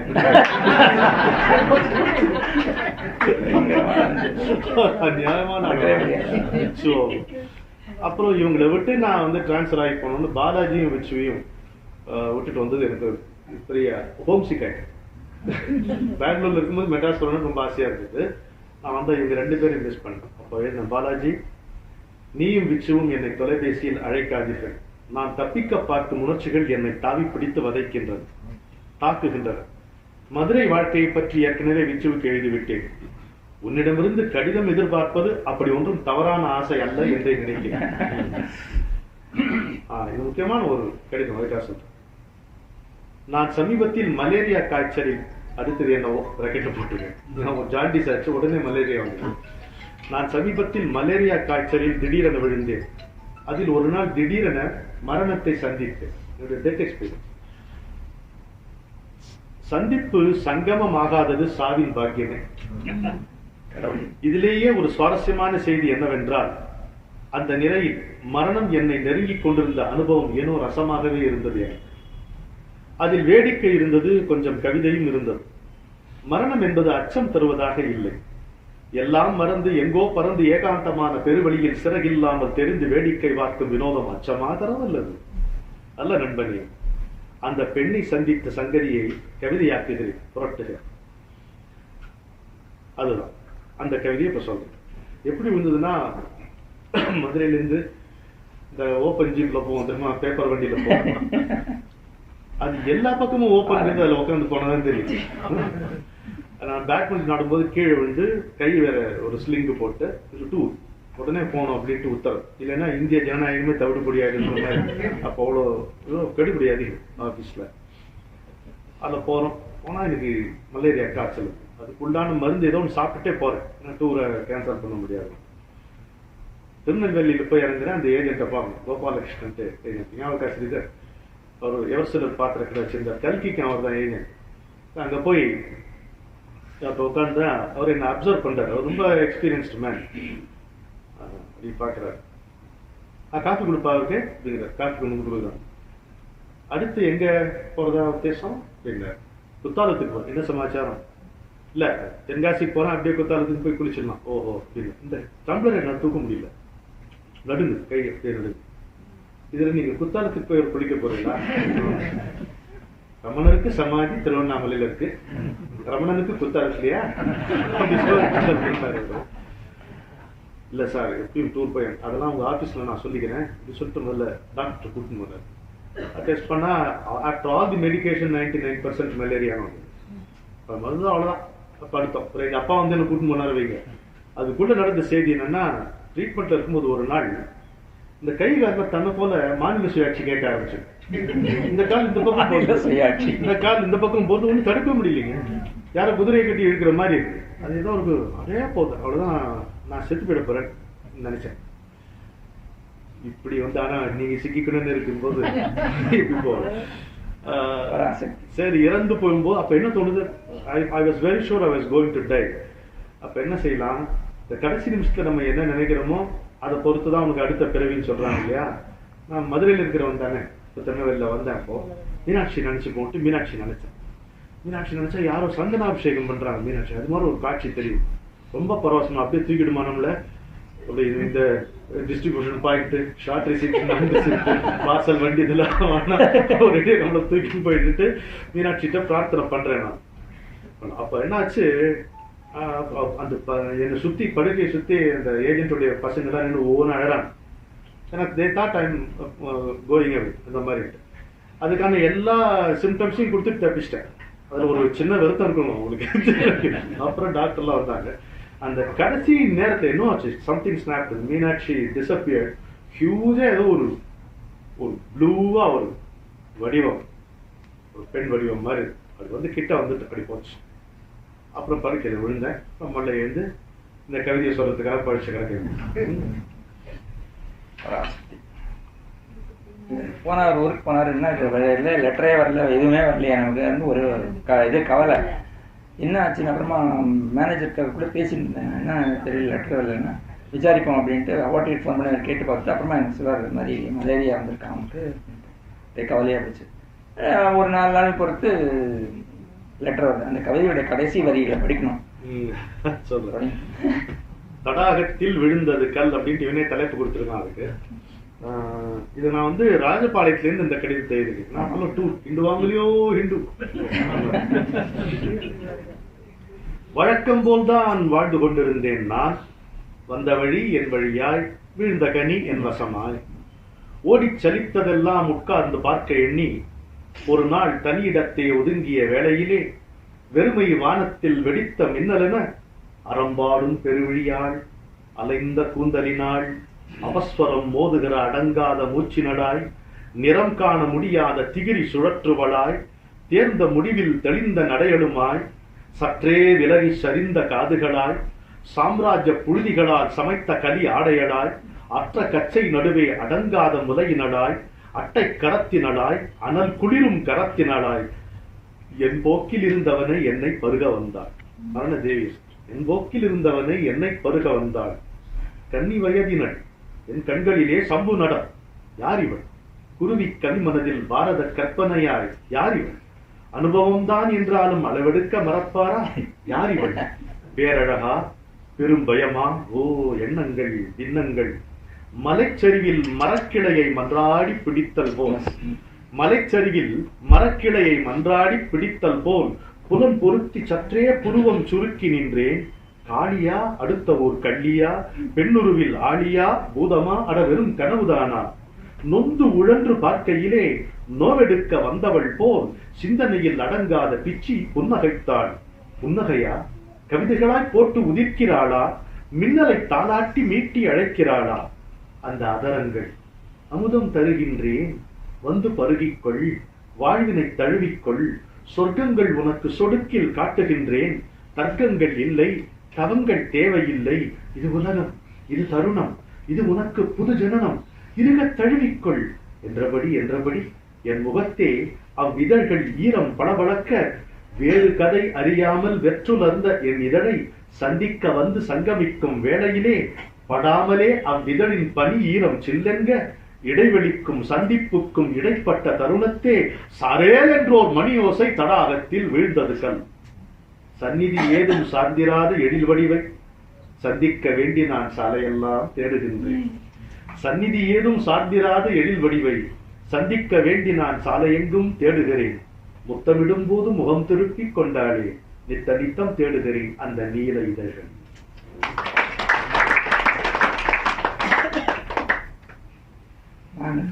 லெட்டர் எழுதி போட்டேன். நாங்கள் நடுங்கி செத்துன்னு இருக்கோம், என்ன ஆச்சுன்னு தெரியலன்னு சொல்லிட்டு நித்த நித்தம் தேடுகிறேன், நீல இதழ்கள் லெட்டர் எழுதுறேன், கவிதை எழுதுறேன். 5/9/79 இது மரண அனுபவத்தை இதை விட பிரமிப்பா ஒருத்தராலே எழுத முடியாது. அடுத்தது அந்த பாடலோட இசைக்காகவே நான் ரொம்ப நேசிக்கிற ஒரு பாடல். வரிகளை பத்தி சொல்ல வேண்டிய தேவையே கிடையாது.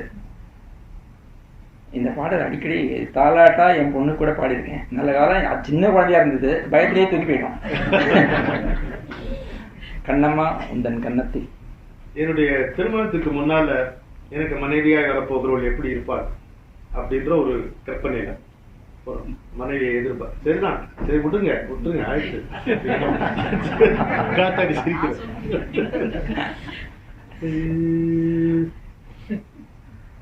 கண்ணம்மா உந்தன் கன்னத்தில், கண்ணம்மா உந்தன் கன்னத்தில் ஒரு காவியம் எழுத காத்திருக்கின்றே. உந்தன் கண்ணாலே நெஞ்சின் புண்ணெல்லாம் கலைந்தோடும் என்றே எதிர்பார்த்திருக்கின்றே. கலைந்தோடும் என்றே எதிர்பார்த்திருக்கின்றேன். கண்ணம்மா உந்தன் கன்னத்தில் ஒரு காவியம் எழுத காத்திருக்கின்றேன். உந்தன் கண்ணாலே நெஞ்சின் புண்ணெல்லாம் கலைந்தோடும் என்றே எதிர்பார்த்திருக்கின்றேன். கலைந்தோடும் என்றே எதிர்பார்த்திருக்கின்றேன். கண்ணம்மா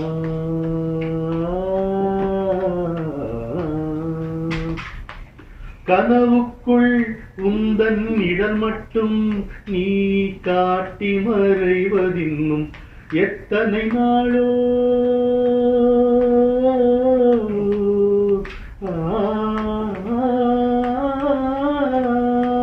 கனவுக்குள் உந்தன் நிழல் மட்டும் நீ காட்டி மறைவதின்னும் எத்தனை நாளோ.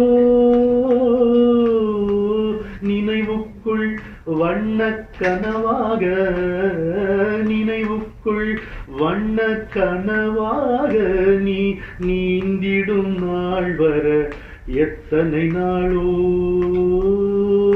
நீ நீந்திடும் நாள் வர எத்தனை நாளோ.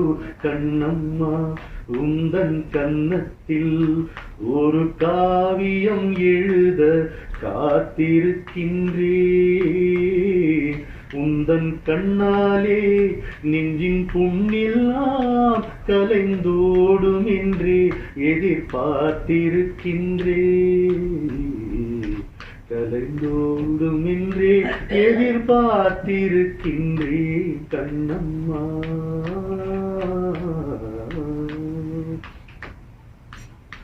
ராகங்கள் பாவ நளினங்கள் எந்தன் விரலுக்குள் தூங்கி கிடந்திடலாமோ.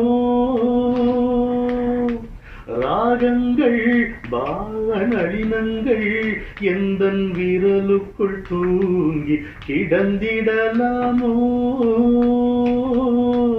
தாகங்கள் தீர்க்கும் யாழே நீ, தாகங்கள் தீர்க்கும் யாழே நீ உந்தன் தரிசனம் தாராமல் ஏத்திடலாமோ. உந்தன் தரிசனம் தாராமல் ஏத்திடலாமோ. கண்ணம்மா உந்தன் கன்னத்தில் ஒரு காவியம் எழுத காத்திருக்கின்றேன். உந்தன் கண்ணாலே நெஞ்சின் புண்ணெல்லாம் கலைந்தோடும் என்றே எதிர்பார்த்திருக்கின்றேன். கலைந்தோடும் என்றே எதிர்பார்த்திருக்கின்றேன். கண்ணம்மா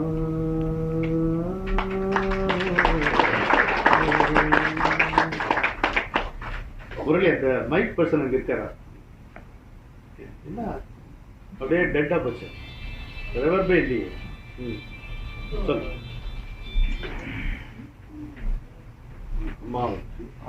இந்த பாடல் 1978 எழுதியிருந்தது. அடுத்தது ஒரு கடிதம், அம்மாவுக்கு எழுதின கடிதத்திலிருந்து ஒரு 2 வரி அது சொல்லி அம்மாவுக்கு இந்த பாட்டை தொடர்ந்து அடுத்து என்னுடைய வாழ்க்கையில் நிகழ்ச்சி திருமணம் வரப்போகுது. அம்மா எனக்கு கடிதம் போட்டிருந்தாங்க, இந்த மாதிரி நீ என்னுடைய கடமையை நான் செய்ய வேண்டும், திருமணம் செய்யணும். அம்மா அழகான தமிழ் எழுதினாங்க. நான் அம்மாவுக்கு ஒரு வரியில பதில் போட்டிருந்தேன், பெண் பெண்ணாய் பார்க்கின்ற பேதமையிலிருந்து என்னை காப்பாற்று. அப்ப போட்டோம், அம்மா என் வாழ்க்கையை நான் தான் வாழ முடியும், அது ஒரு சின்ன கவிதையாக இருந்தால் கூட எனக்கு போதும். ஆனால் ஒருபோதும் என் வாழ்க்கை வாய்ப்பாடாகிவிட நான் விடவே மாட்டேன். போட்டு வைத்த வழியில் போவதில்லை, வேண்டாம். படிக்கிற ரமணன் போட்டோ அமைச்சிருக்கேன். 74 நினைக்கிறேன். அப்போ தபலா ஒன்று வச்சிருக்கேன். எங்க அப்பா வந்து என் நண்பர்களுக்கு கேட்பாங்க, மாமா ரமணா தபலா வாசிக்கணும். இல்லையே, அடிப்பான். ரொம்ப நியாயம் கேட்டாரு. ரமணா தூக்கத்தை உளரணும், தூக்கத்திலையும் அப்படிப்பாரு. ஆனா அந்த ராம்நகர்ல ஒரு வீட்டுல இருந்தோம், இண்டோ பிரெஞ்சு கெமிக்கல்ஸ். இந்த பாட்டு எங்க அம்மா வந்து மெட்டு போட்ட ஞாபகம் எனக்கு. நான் முழுக்க பாட முடியாது, இருந்தாலும் அம்மாவும் பாலாஜி சேர்ந்து இருக்கிற சபையில ஒரு 4 வரி அம்மாவுக்காக பாடுறேன்.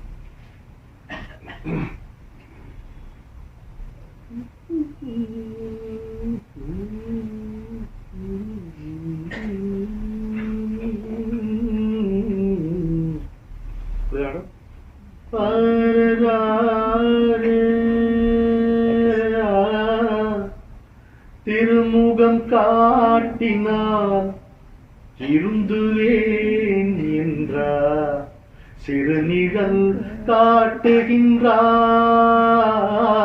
பராசக்தி தரிசனம் தர மாட்டேங்கிற. She is playing hide and seek with me. திருமுகம் காட்டினால் திருந்துவேன் என்றார், சிறுநிழல் காட்டுகின்றாய். அந்த சிறுநிழலும் கூட சித்தத்தில் உறையும், சிறுநிழலும் கூட சித்தத்தில் உறையும், சீக்கிரம் மறைகின்றாய் அம்மா. நான் கேட்கலையா? இல்ல, என் தொண்டைய ஏன்ப்பா இப்படி படிக்கிறேன்?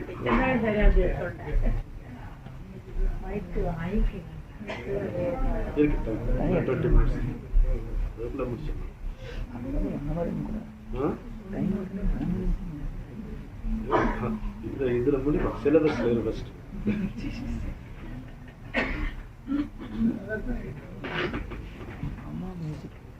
சொல்லுங்க, நீ எங்கேயோ இருந்த?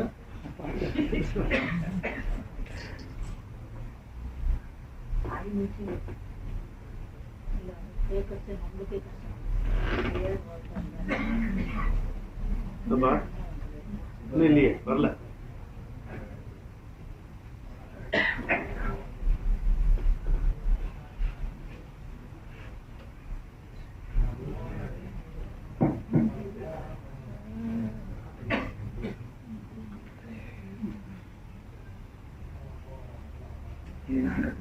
நாங்கள் சந்திக்கிறதுக்கு முன்னாடியே எழுதின பாடல் இது. இது போதும் அம்மா, இந்த 2-3 பாடல்கள். இது 1974-75 எனக்கு ரொம்ப மனசை உருக்கின பாடல் இது. இந்த ரொம்ப நல்ல. சிறு நிழலும் கூட சித்தத்தில் உறையும், சீக்கிரம் மறைகின்றாய் அம்மா, சீக்கிரம் மறைகின்றாய். கருக்கின்ற வானம் கார்த்திகை தீபம், கவிஞனின் வாழ்விதுவோ, அதில் இருப்பது ஒரு துளி, இமைப்பது சிறு திரி, இதற்கொரு பிறப்பேனோ அம்மா, இதற்கொரு பிறப்பேனோ. இப்படி போகும். இதோட நிறுத்திடலாம்.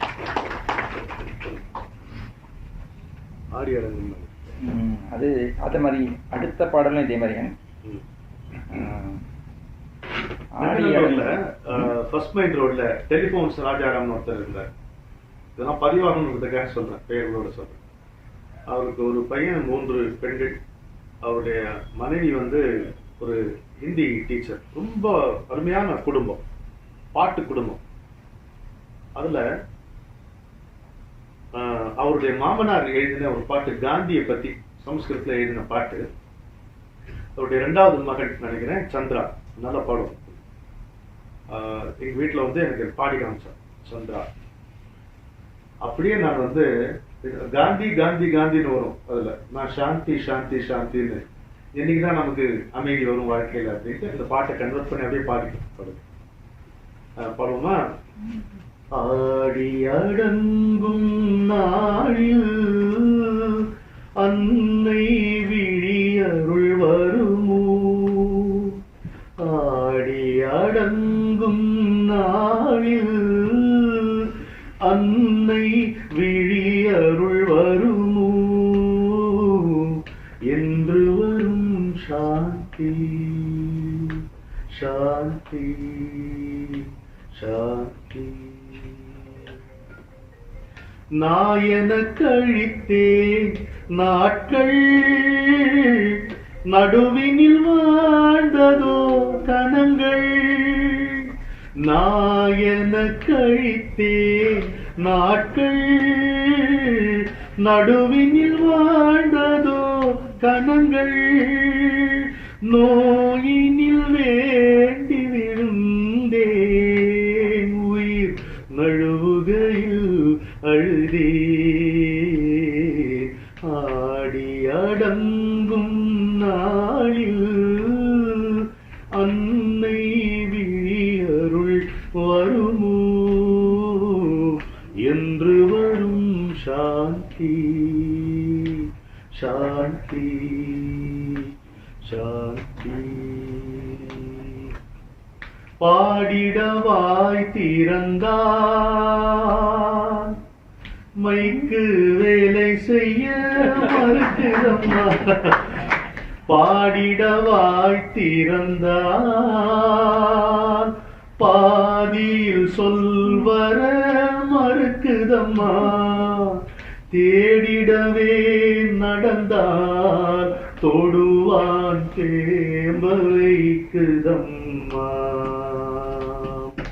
பாடிடவாய் திறந்தால் பாதியில் சொல்வர மறுக்குதம்மா, தேடிடவே நடந்தால் தொடுவான் தேம்ப வைக்குதம்மா.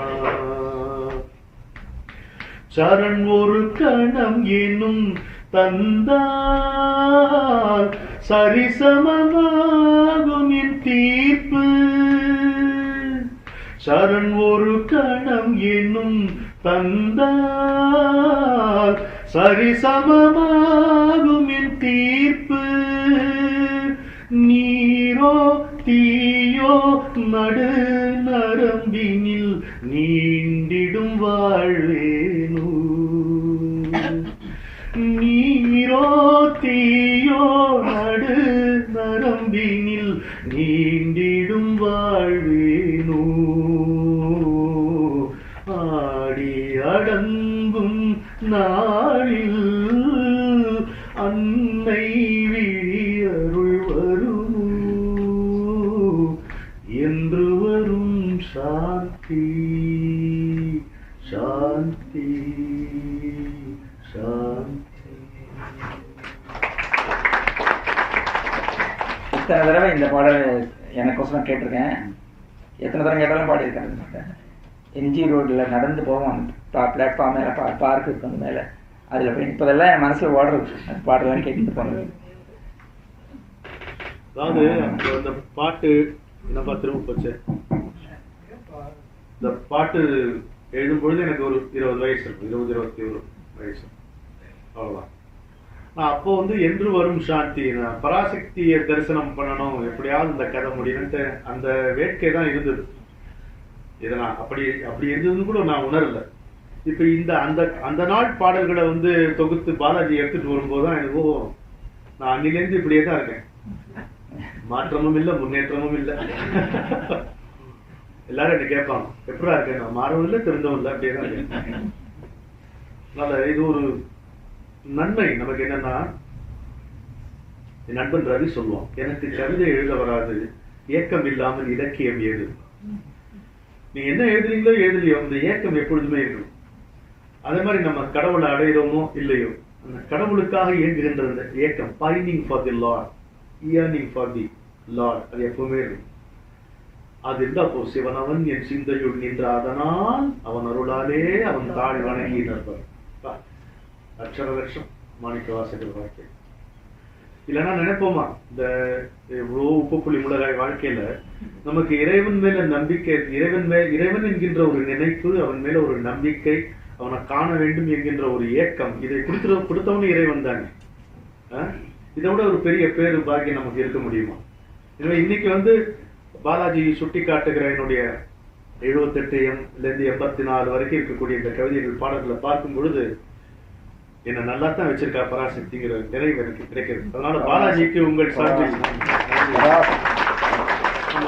நம்ம அந்த ஏக்கம் இருக்கணும், நம்ம தலை பணிஞ்சிருக்கணும், கை கூப்பி இருக்கணும், கண் பணிச்சிருக்கணும், தலை பணிஞ்சிருக்கணும். அவ்வளவு. மீதெல்லாம் எப்ப நம்மளை கூட்டுக்கணும்னு நினைக்கிறாளோ அப்ப அழைத்துக் கொள்வாள். அவ்வளவு. மற்றபடி நாம் சேர்க்கின்ற செல்வங்களோ நமக்கு வருகின்ற பதவிகளோ பட்டங்களோ ஒரு புண்ணாக்குக்கும் பிரயோஜனம். கற்றதனால் ஆய பயனென்கொள் வாலறிவன் நற்றால் தொழார் எனில். 4/12/78 சுபுவுக்கு எழுதின ஒரு கடிதத்துடைய சில பகுதிகள் நல்லா இருக்காது, அது படிங்க. சுப்புவுக்கும் பாலாஜி ரொம்ப நெருக்கமான நண்பர். உள்ள பல பேர் பிச்சாண்டிக்கு நல்லா சுப்புவை தெரியும். ஆற்றங்கரை பிள்ளையாராக அமர்க்களமாக வாழ வேண்டாமா? அவர் பாட்டுக்கு அதே கொழுக்கட்டையோடு அங்கேயேதான் இருப்பார். ஆனால் திருடனும் கூட உடம்பை அவர் முன்பு நெளித்து விட்டுத்தான் போவார். நாம் இருக்கின்றோம், நம்மை சக்தி காக்கின்றாள், பூமி துயரமுக்கு பூ. அணிகலன்களை கழற்றி வைக்க ஆகாய பெண்ணுக்கு எங்கே இடம்? எங்கு கழட்டி வைக்கும்? அணிகலன்களை கடற்றி வைக்க ஆகாய பெண்ணுக்கு எங்கே இடம்? சூரியன் கவிஞன் என்றால் சுண்டைக்காயும் கவிஞன் தானடா. இது வாஸ்தவமான வார்த்தை, இயலாமை இல்லை, புரிந்து கொள்ள மாட்டேன் என்கிறார்களே.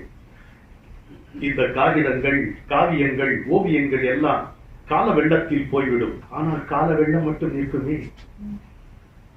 காலம் ஒன்றே கவிதை, கதை, கடவுள். அதற்கு கவலை இல்லை.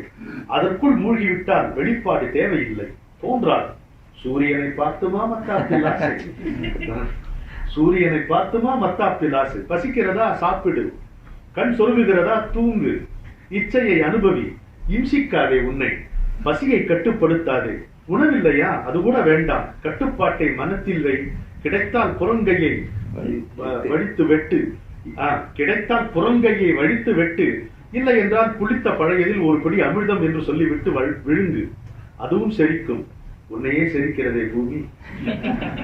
உன் அன்னையை இப்போது மிகவும் நினைத்துக் கொண்டேன். மேவு பராசக்தியே என்பான் பாரதி. மேவி இருக்கிறாள் அவள் உன் அன்னையிடம். வெளியே தேடாதே, தொலைந்தாய். கும்பல் கூட்டாதே, தொலைந்தாய். புரிகிறதா தம்பி? சக்தி காக்கிறாள் சஞ்சலன். அவன் எனக்கு அண்ணன். அடுத்தது நானும் கவிதையும் அப்படின்னு.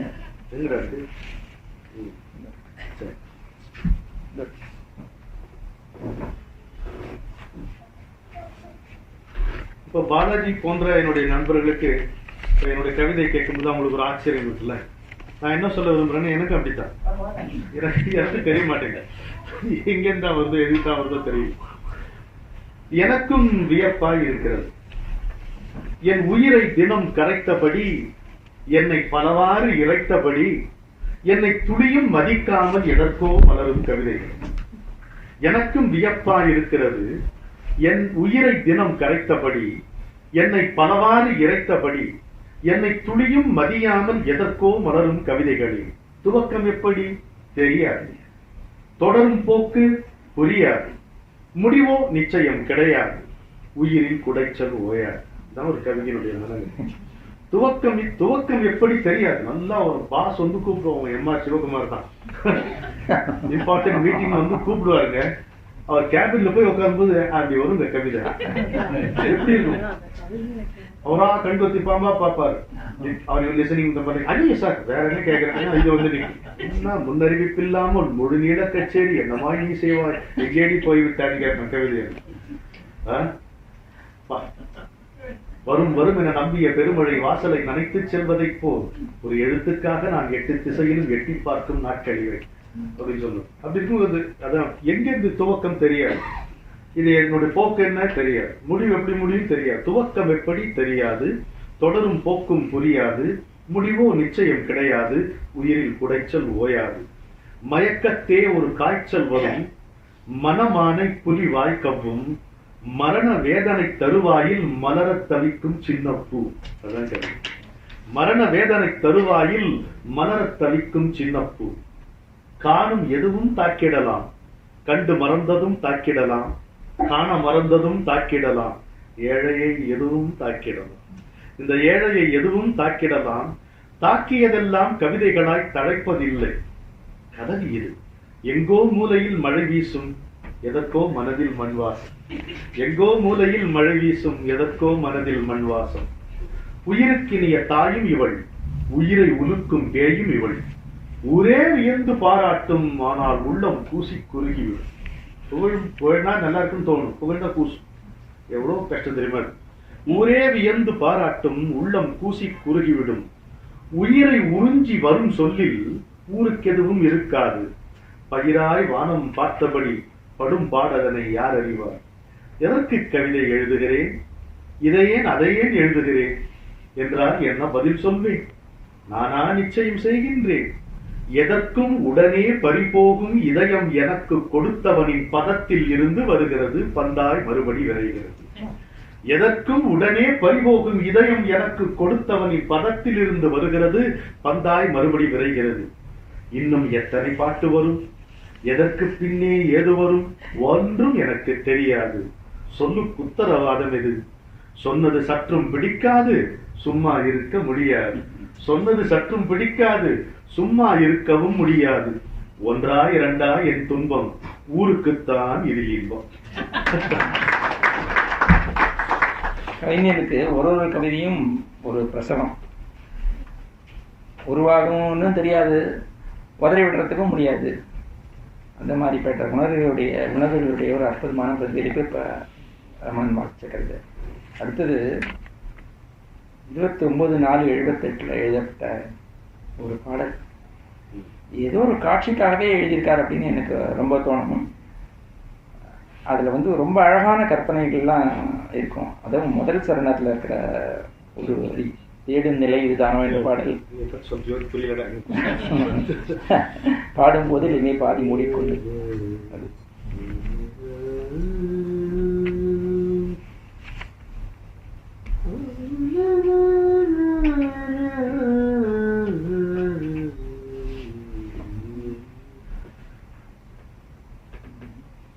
தேடும் நீலை இதுதானோ என் தோழி சொல்வார்.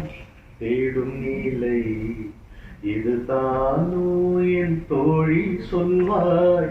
தேவைதானோ துயர்கள் அம்மா. தேடும் நீலை இதுதானோ என் தோழி சொல்வாய். தேவைதானோ துயர்கள் அம்மா. தேடும் நிலை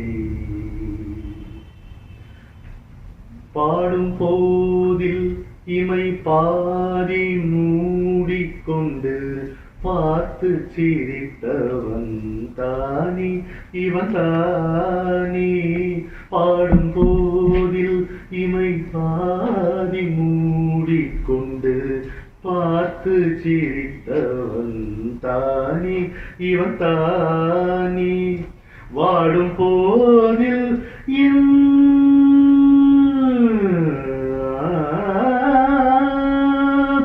வாடும் போதில் என் வாசலை மறந்தவன்.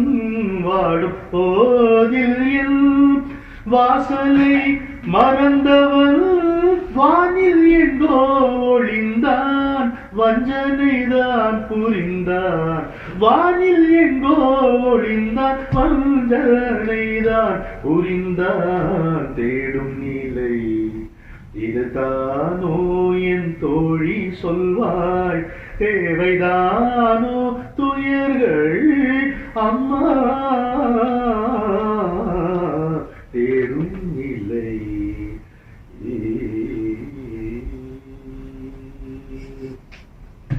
கானக்குயில் என்றும் கண்ணி மயில் என்றும் கானக்குயில் என்றும் கன்னிமயில் என்றும் கண்மணியே என்று கவிதைகள் சொல்லியும் கான குயில் என்றும் கன்னிமயில் என்றும் கண்மணியே என்று கவிதைகள் சொல்லியும் போனவன் போனவன் போனவனாயினான் போனவன் போனவன் போனவனாயினான்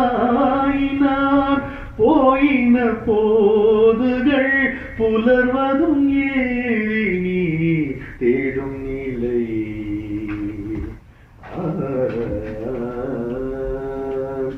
மனமோ அவன் பதத்தில் அவன் மனமோ மறுவிதத்தில் கதை தினமோ இருள் விரிப்பில் எந்த நினைவோ பேரும் நெருப்பில் மனமோ அவன் பதத்தில் அவன் மனமோ மறு விதத்தில் கதை தினமோ இருள் விரிப்பில் எந்த நினைவோ பெரும் நெருப்பில் முறைதானோ குறையாதோ முடிவேதோ விடியாதோ முறைதானோ முறைதானோ குறையாதோ முடிவேதோ விடியாதோ பகலும் இரவும் கனவும் நினைவும் இன்றி பனித்த விழியுடன் ஜனித்தின்னும் நான் பகலும் இரவும் கனவும் நினைவும் இன்றி பனித்த விழியுடன் ஜனித்தின்னும் நான் தேடும் நிலை இதுதானோ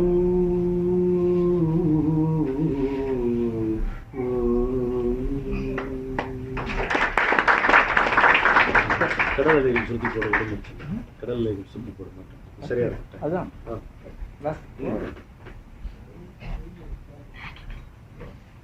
இப்ப உங்களுக்கு ஒரு நல்ல செய்தி சொல்லட்டுமா நிறைவாக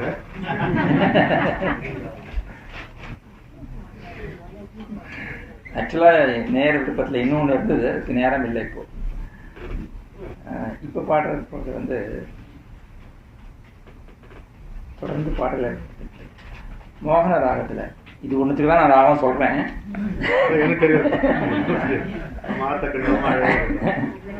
கேளுமானா மகா பிரமாதமா இருக்கும் அது.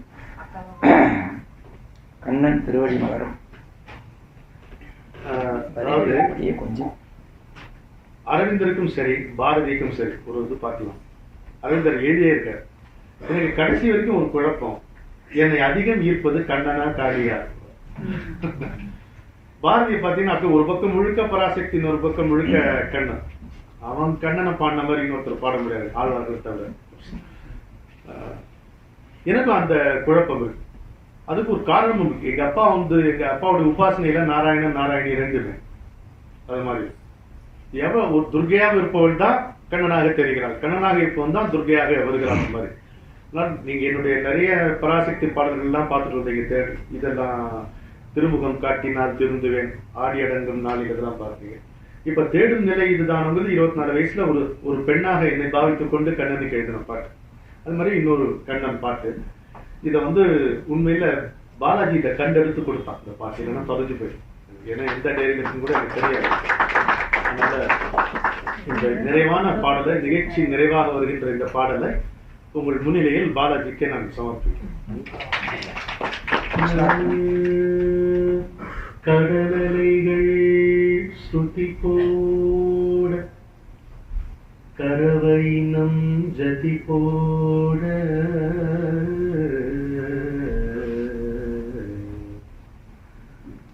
கடலைகள் ஸ்ருதி போட கரவைனம் ஜதி போட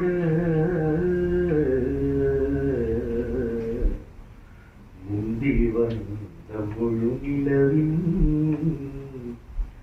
முத்துமுகம் வியந்திருக்க மறையவரோ ஆதவனோ மழை வடிவில் மயங்கி மறந்து போக காலம் மயங்கி தவிக்க கண்ணன் திருமுகம் மலரும் இந்த கவிதைகளே நெஞ்சில் புலரும் கண்ணன் திருமுகம் மலரும் இந்த கவிதைகளே நெஞ்சில் புலரும் எண்ணங்கள் யாவையும் மறையும் நெஞ்சில் ஏந்திட முடியாத சங்கீதம் பெருகும் கண்ணன் திருமுகம் மலரும் இந்த கவிதைகளே நெஞ்சில் புலரும் விண்ணும் மண்ணும் என விரிந்த நாயகனை கண்ணிலே வைத்து காக்கவா இந்த யானவனை எந்த நெஞ்சமெனும் வீணையில் ராகமாக்கவா விண்ணும் மண்ணும் என விரிந்த மாயவனை கண்ணிலே வைத்து காக்கவா இந்த யானவனை எந்த நெஞ்சம் எனும் வீணையில் ராகமாக்கவா காலை பனியில் முகம் காட்டி சிரிப்பவனை கதிரென கையில் அள்ளவா காலை பனியில் முகம் காட்டி சிரிப்பவனை கதிரென கையில் அள்ளவா காற்றின் வண்ணம் என கவிதையா என்னுள் கலந்தவா உன்னுள் கரையவா ஆசை அலை வந்து மோதும் மனம் அன்பு முத்தம் இடும் பாதம் ஆசை அலை வந்து மோதும் மனம் அன்பு முத்தம் இடும் பாதம்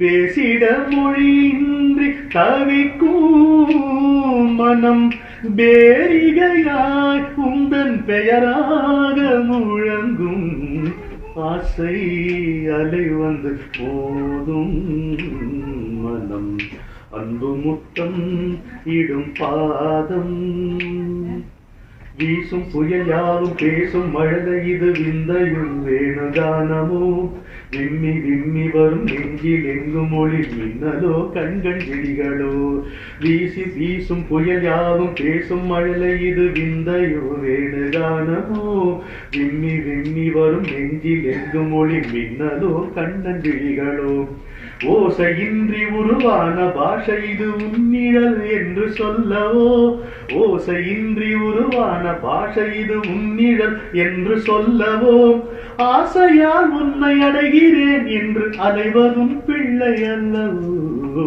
கண்ணன் திருவடி சரணம் இது கணம் யுகம் இல்லாத தருணம்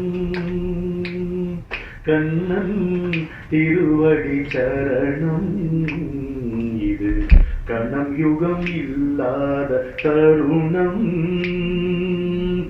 கண்ணீரெல்லாம் அவன் வதனோ இனி கவிதையெல்லாம் அவன் காளிங்க நடனம் கண்ணன் திருவடி சரணம் இது கணம் யுகம் இல்லாத தருணம்.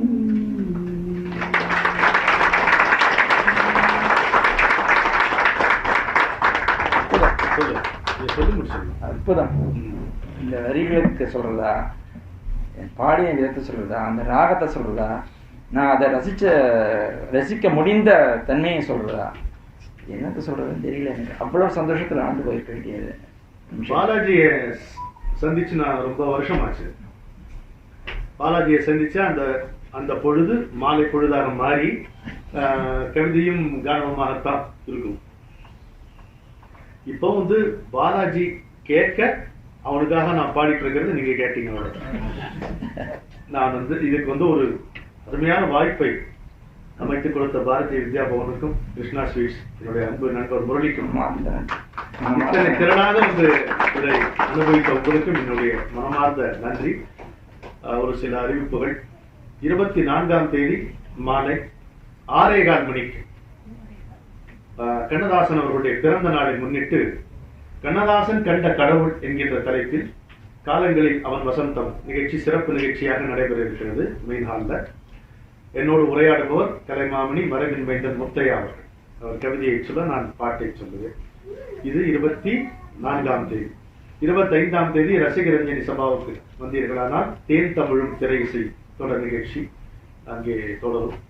அதற்கு பிறகு 27ஆம் தேதி கீழக்கடையத்திலே சேவாலய முரளி அவர்கள் தலைமையில் ராஜ்குமார் பாரதியோடு நானும் சென்று பாரதியார் செல்லம்மாவின் திருமண நாளை அங்கே 2000 பேர் முன்னிலையில் கொண்டாடும் பாடி பரவசமாகக்கூடிய ஒரு தருணம். 30ஆம் தேதி காலை திருச்சியிலே, அது என்ன இடம் தெரியல, ஒரு இடத்திலே கண்ணதாசனின் பக்தி நெறி என்று மாது தலைமையில் பேசுகிறேன். அன்று மாலை திருச்சி ஹியூமர் கிளப் அவருடைய மீட்டிங் இருக்கு. அங்கே கண்ணதாசனை பற்றி காலத்தை வென்ற கவிதை என்ற தலைப்பில் பேசுகிறேன். ஜூலை 4ஆம் தேதி ராஜபாளையத்தில் பாரதியார் நாடகம் ராம்கோ ஏற்பாடு. 5ஆம் தேதி விருதுநகரில் இதயம் நல்லெண்ணெய் முத்து அவருடைய ஏற்பாடு விருதுநகர். 24ஆம் தேதி வரைக்கும் போயிட்டோமா, 24ஆம் தேதி ஜூலை கோயம்புத்தூர் கொடிஷியா புத்தக கண்காட்சிகள் பாரதியார் நாடகம். ஆகஸ்ட் மாதம் 10ஆம் தேதி ஈரோடு புத்தக கண்காட்சியிலே புத்தக திருவிழாவிலே பாரதியார் நாடகம் 10,000 பேர் முன்னிலையில் மந்திரமூர்த்திக்கு மனதெல்லாம் மகிழ்ச்சி. மறுநாள் சேலத்துல அந்த கோல்டன் கேட் கான்வென்ட்ல பாரதியார் நாடகம் நடைபெறுகிறது. அதை மெல்போர்னில் இருந்து வருகின்ற ஒரு அன்பு நண்பர் திரு வாசு ஸ்ரீனிவாசன் அவர்கள் தனியாக பொறுப்பெடுத்து அதை நடத்துகிறார். ஏன்னால் அவருக்கு பாரதியார், சுப்பிரமணிய சிவா, வஉசி மூன்று பேர் என்றால் அவருக்கு உயிர். பாப்பாரப்பட்டி தான் அவருக்கும் ஊர். சேலத்தின் அருகே, தர்மபுரி அருகே இருக்கக்கூடிய சேலத்தில் நடக்கிறது. சிறப்பாக இருக்கிறது. செப்டம்பர் 2ஆம் தேதி உங்களுக்கு ஒரு நல்ல நிகழ்ச்சி இருக்கிறது. திருமதி வானதி ஸ்ரீனிவாசன் அவர்கள் தலைமையில் ரசிகரஞ்சனி சபாவில் கண்ணதாசனுடைய ஏட்டு கவியை பற்றி முத்தையாவும் பாட்டு கவியை பற்றி நானும் பேச இருக்கிறோம். அதற்கு இடையில நிறைய நிகழ்ச்சிகள் வரும். அதை பற்றி உங்களுக்கு நான் அவ்வப்போது தெரிவிக்கிறேன். 10ஆம் தேதி காலங்களில் அவன் வசந்தம் புதுச்சேரி ராமசாமி அவர்கள். ஆகஸ்ட் மாதம் பட்டிமன்றம் ராஜா அவர்கள். செப்டம்பர் மாதம் பேச்சாளர் மணிகண்டன் அவர்கள். அக்டோபர் மாதம் எழுத்தாளர் இந்திரா சௌந்தரராஜன் அவர்கள். நல்ல விருந்து காத்திருக்கிறது. அனைவரும் வாருங்கள். உங்கள் அனைவருடைய வளமான கரவொலியார் நம்ம பாலாஜிக்கு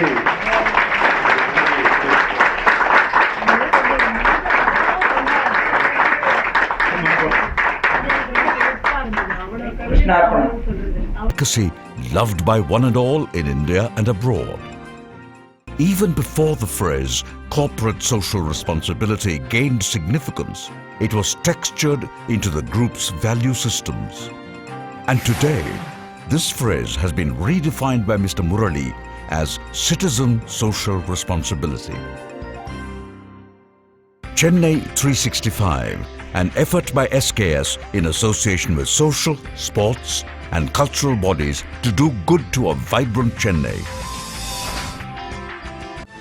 To Sri Krishna Sweets, it's no mere rule.